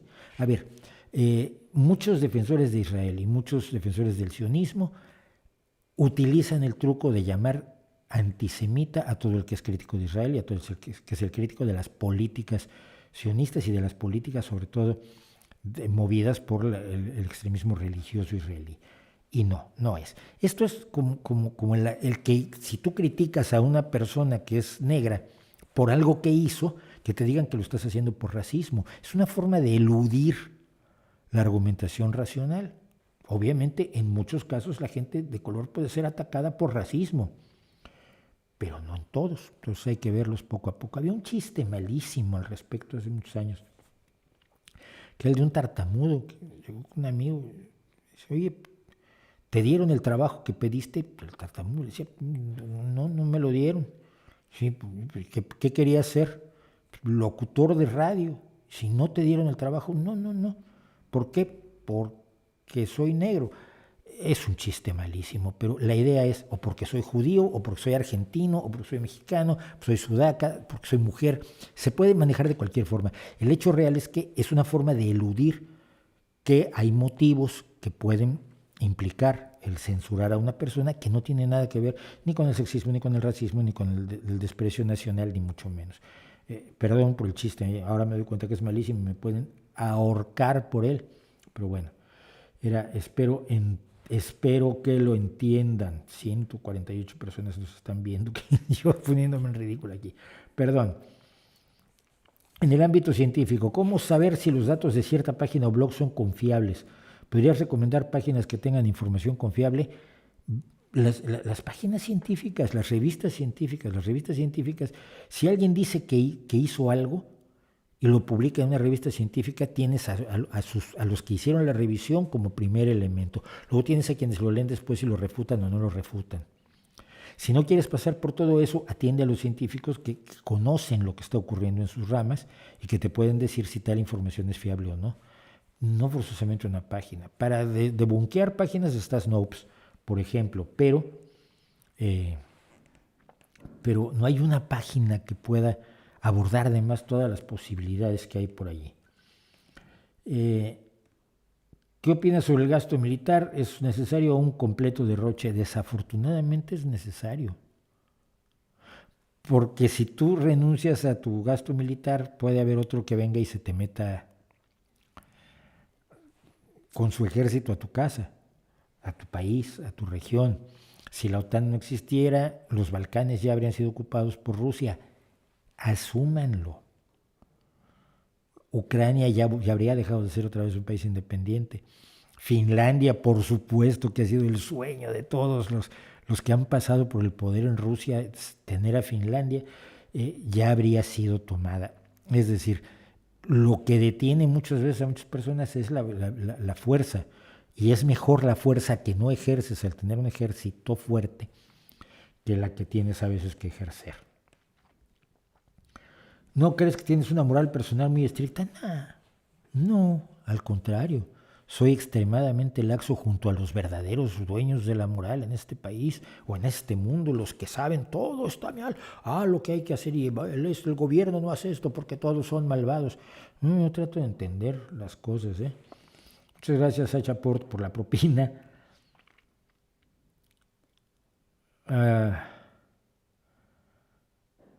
¿Qué piensas acerca de que Biden, a tan solo un mes de su periodo presidencial, ya haya bombardeado a Siria? Bombardeó a Siria, toda Siria. O bombardeó a los que están cometiendo crímenes de guerra. No, yo por saber, o sea, es decir, porque decir que bombardeó Siria es como muy genérico, ¿no? Como si hubiera bombardeado a todos en Siria. En Siria se está cometiendo, llevamos 11 años de una guerra feroz, donde uno de los dictadores más sanguinarios del mundo, que es el Assad, está masacrando a su pueblo. Donde están metidos muchos grupos islamistas que son igual de despreciables, pero donde también hay metidos grupos militares que pretenden instaurar algo parecido a una democracia en Siria. Porque esto empezó, a ver si nos acordamos, cuando el Assad atacó a manifestaciones de la primavera árabe. hace 11 años y regó de sangre las calles de jóvenes. Y lo que ocurrió después es aterrador. ¿Qué es preferible? Un Donald Trump que dice que le ganó la guerra al Daesh cuando no se la ganó, o alguien que asume la necesidad de establecer ciertas límites y ciertas defensas hacia ciertas personas. ¿Por qué todo el mundo se enoja cuando Estados Unidos bombardea Siria y no dicen una sola palabra de que Putin ha estado bombardeando Siria, tiene bases, tiene personal en tierra, está apoyando a al-Assad en todas las atrocidades que se le ocurren a al-Assad?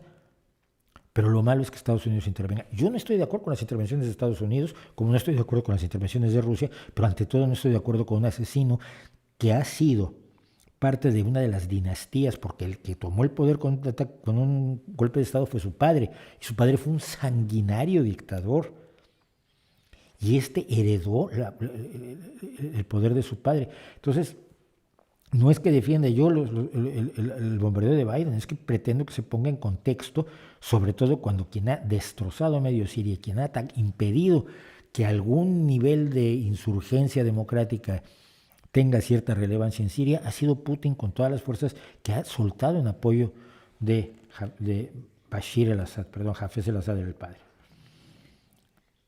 ¿Le gustaría ver a Alexandria Ocasio-Cortez como presidenta de los Estados Unidos? No lo creo, ¿eh? Yo creo que ella funciona a un nivel más bajo. Creo que como lideresa, por ejemplo, del Senado o como portavoz en el Congreso, ahora que Nancy Pelosi ya tiene cerca la retirada probablemente, sería un buen elemento, pero no la veo como presidenta, no la veo con la capacidad de asumir ciertas complejidades. Y no soy tan fan de ella, lo que pasa es que es tan diferente a todos los demás que entusiasma por diferente, pero no es precisamente lo que yo hallo lo más deseable. Pero bueno, es maravillosa en muchísimas cosas, ya quisiéramos que todos los legisladores fueran más o menos así, aunque hubiera otros mejores. El COVID-19 ya tiene un año y todavía hay discusiones sobre el derecho a realizar manifestaciones masivas. ¿Nos hacen falta más desgracias para aprender o seguiremos reproduciendo los mismos errores? No sé, que todo el mundo está improvisando.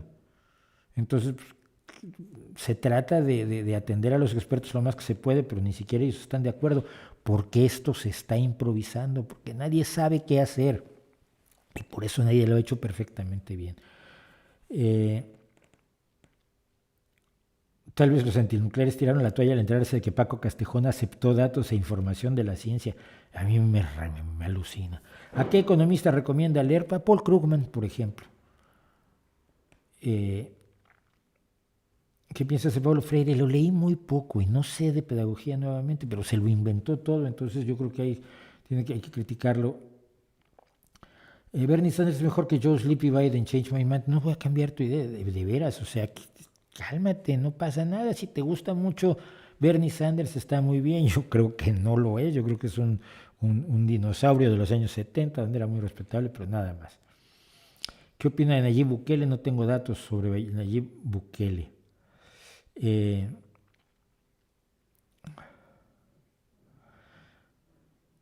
¿Piensas que la energía nuclear y el abaratamiento de las renovables serían el principio del fin de las petromonarquías bananeras? Yo espero que sí. Yo siempre lo he dicho, una de las razones, independientemente de que la lucha contra el cambio climático es fundamental, es que quitarle el poder y la presencia que tiene para poder cometer barbaridades como el asesinato de Khashoggi a la brutal familia Saud, que además encumbró ni más ni menos que Lawrence de Arabia, me daría muchísimo gusto. Me encantaría verlos de regreso en una situación donde no tengan tanta influencia a nivel internacional. O sea, cuando tu influencia internacional es tan grande que puedes poner a un representante en la Comisión de Derechos Humanos de la ONU, cuando eres un violador de los derechos humanos de los más feroces. Es que el poder se ejerce así, desafortunadamente, no es blanco y bonito como quisiéramos todos. ¿La economía es una ciencia? No, partes de la economía son científicas, cada vez más, pero en sí la economía no es una ciencia. Te voy a decir lo que dice Paul Krugman, cuando le dicen, ¿por qué no haces predicciones? Dice, mira, las predicciones en meteorología son muy difíciles porque participan muchísimos elementos en ellas. Es decir, son tantos factores los que en un momento determinan si llueve en mi barrio o no, que es tremendamente difícil hacerlo y se ha mejorado mucho, pero no tanto. Y Paul Krugman explicaba, ahora, agrégale eso que esto funciona con el factor humano, y no el factor humano de una persona, sino de miles de millones de personas que influyen en la economía. Cualquiera que pretenda hacer predicciones está chiflado, salvo cosas muy obvias como él mismo lo usa como ejemplo. La burbuja inmobiliaria de Estados Unidos, que todo el mundo la vio venir, el estallido de la burbuja inmobiliaria, pero de ahí en fuera están muy lejos. Hay un, y ahora se me está olvidando su nombre y es muy amigo mío, lo siento mucho, pero hay un economista español al que vale muchísimo la pena leer. La semana próxima hablo con él. ¿Qué opina de la prohibición en Suiza del velo de las mujeres musulmanas? Una mujer que quiere usarlo por voluntad propia no iría contra de la libertad de esa mujer. Es que no le estoy seguro que nadie lo use como ejercicio de libertad. Porque si desde pequeña te enseñaron que es pecado enseñar el pelo y te lo pones porque libremente no quieres cometer pecado, no estás siendo libre. Es decir, esa idea de la libertad que se hace ya bajo la presión social de una religión o de una visión ultraideologizada, no es una libertad legítima. Y como no es una libertad legítima, ¿qué tal que hacemos lo siguiente? Mira, vamos a educar a todas las niñas musulmanas de una manera razonable, racional, científica y humanística, y luego que decidan si se quieren poner el velo. Pero mientras hayan sido educadas en una madraza, mientras se les haya dicho que tienen que usar el velo, mientras se les haya provocado el miedo a su propia sexualidad durante toda su vida en un ambiente islamista o islámico meramente, ¿con qué libertad están actuando? No es vendible la idea de libertad en esos casos.